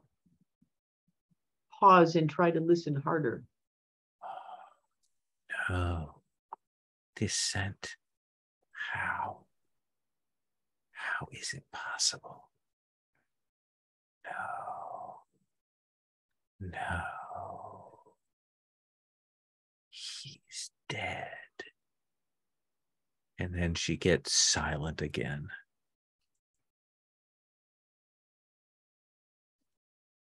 Well, that's not spooky. All right. Take another slug of hot wine. Sodden rope. What do you do? Okay, so like I feel like there's like just like the camera just like stays on her for a moment as she like takes a deep like a deep breath in and an even deeper breath out, and like you hear the sounds of like ropes tightening, and like I feel like she's like permanently damp and not in that like sexualized way, Right. and since the fabric is slightly see-through, you like see like the very faintest signs of rope burns, and her like eyes go dark for a moment and her teeth like sharpen and then go back to being like a human shape, and she just like she kind of like just like flows over to Perfect Cloud, and like as she leans forward, like it's whispering in the ear off, so it's my turn to do it. And as she leans in, her teeth get long again, and she says she was mind first. And then as she pulls back, the teeth go back to being like normal human shape. I think he starts and he steps back, and you see his eyes appraise you. I think now he is a higher scale than you, but you see him stop, and like now he's reassessing you. And you see him go, interesting. All right. You and I will have words, perhaps more later. And he takes a step back. He keeps his eyes. He doesn't turn his back to you now. Like you have made him a little nervous here, but you can see that there's something of some kind of supernatural power around him. Tang, Chin, Tang, did you want to say something to Chin? Is Chin's okay. No. Then I think the scene is this launch coming back to the vessel, the gangplank, the walkways, fancy and ornate, lower down, and I think we see the group of you entering onto this enormous wide, it almost looks like an avenue at the top deck of this ship with the lanterns and stalls and things like that. And I think that the music kind of swells up as we see all of you entering into this ceremonial area, this plaza where this great wedding is going to take place. And that is where we're going to stop for tonight. Ah, all right. Let's see. I think we hit just about everybody's entanglements, like both of them at least touched on them. So that's 3 XP for end of session to add. Yay. I would like to do a quick stars and wishes. Stars being things that you dug, particularly about play or about details, whatever. And then wishes being like things you want to see. Like what do you have on your agenda? Like what do you really want to see next time, more of or less of, or so on. Sherry, I'm going to start with you. Yes, and I'm going to start. I have played so many versions of this game. I have to ask. I know that you get a point of XP for inner conflict, but do you get another one if you fail it? No. Oh, okay. That was the old days. That was the old days. I didn't know if the old days were still here again. Okay. So what was great? I love these characters. They all hit the floor running. The entanglements are awesome. This is so fun. And we're all like, wow, we are super supernatural, like more than any of the other games that I've played in. This one is, I mean, other than the demon game that Ray ran. But yeah, this is amazing. You are all so cool. I'm really looking forward to this. I hope that I will be able to cause a lot of chaos in your lives by just being the friendliest possible goofball, who also is a good fighter on occasion. Okay. If I get too goofy, say. If I hit a note that you're uncomfortable with, say. But I am really enjoying this, and your characters are so much good story. And I have no idea. He has no idea. Still, Bao is clueless. Wishes? Anything on the table you like definitely want to see coming up in the next session?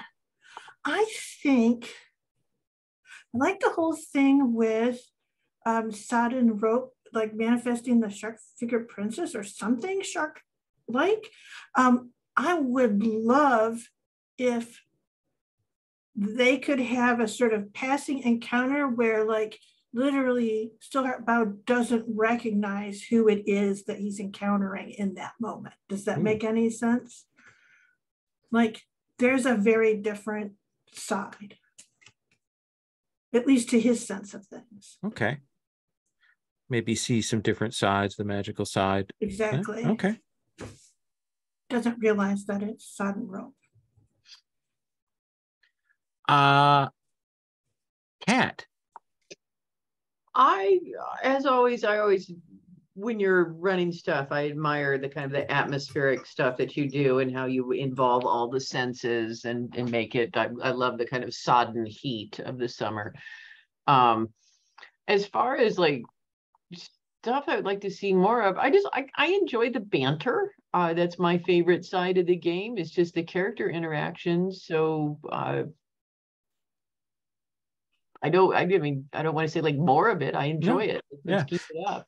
We'll get that Whedon-esque where we like rotate. We get to try and mix the pairings up so you can have interactions. Okay. And then we'll have the episode where we all sing. So. Yeah, there we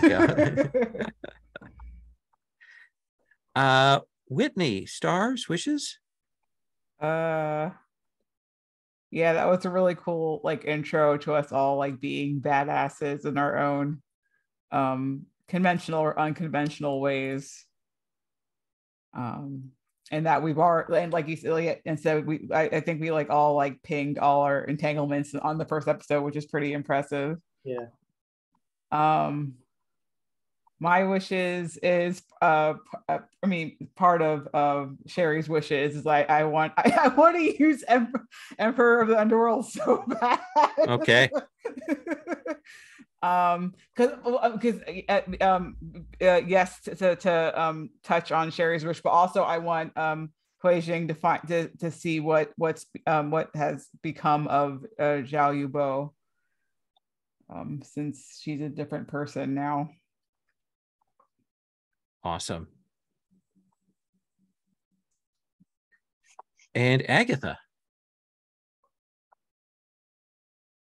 Well, I haven't played this game in a long time and I'm just loving it. I'm loving the changes that I see and I'm loving all these new entanglements that have been added.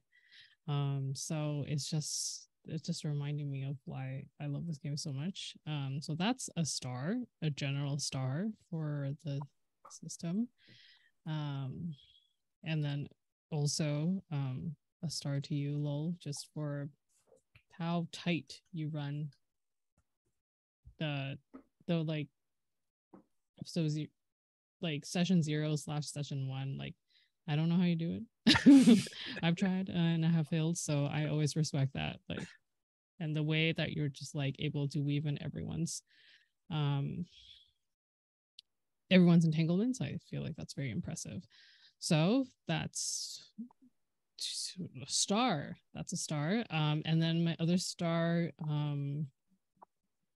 is to everyone else. I'm really digging the characters. I think it'll be very interesting because we're starting off kind of wacky. And then it'll be interesting to dig into like the heartache and the 1,000 natural shocks. So that goes into my wish, which is to see melodrama and heartache. Okay.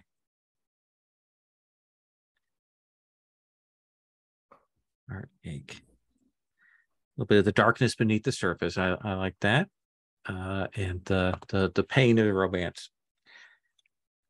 Awesome. Thank you all so much. I'm loving these characters. This is really looking good. I'm excited. We've got 3 more sessions, get a chance to explore, play with the NPCs, meet new ones, have new relationships develop. And we'll start next time. I will check in at the beginning of next session, and we'll check in and make sure everybody's still happy with their entanglements or if they want to change those. And we'll also check if everybody's happy with their moves or if they want to make changes to those. Sound good? Awesome. Okay, Very awesome. fun. Thank you all. Yes. I'm going to stop the recording first.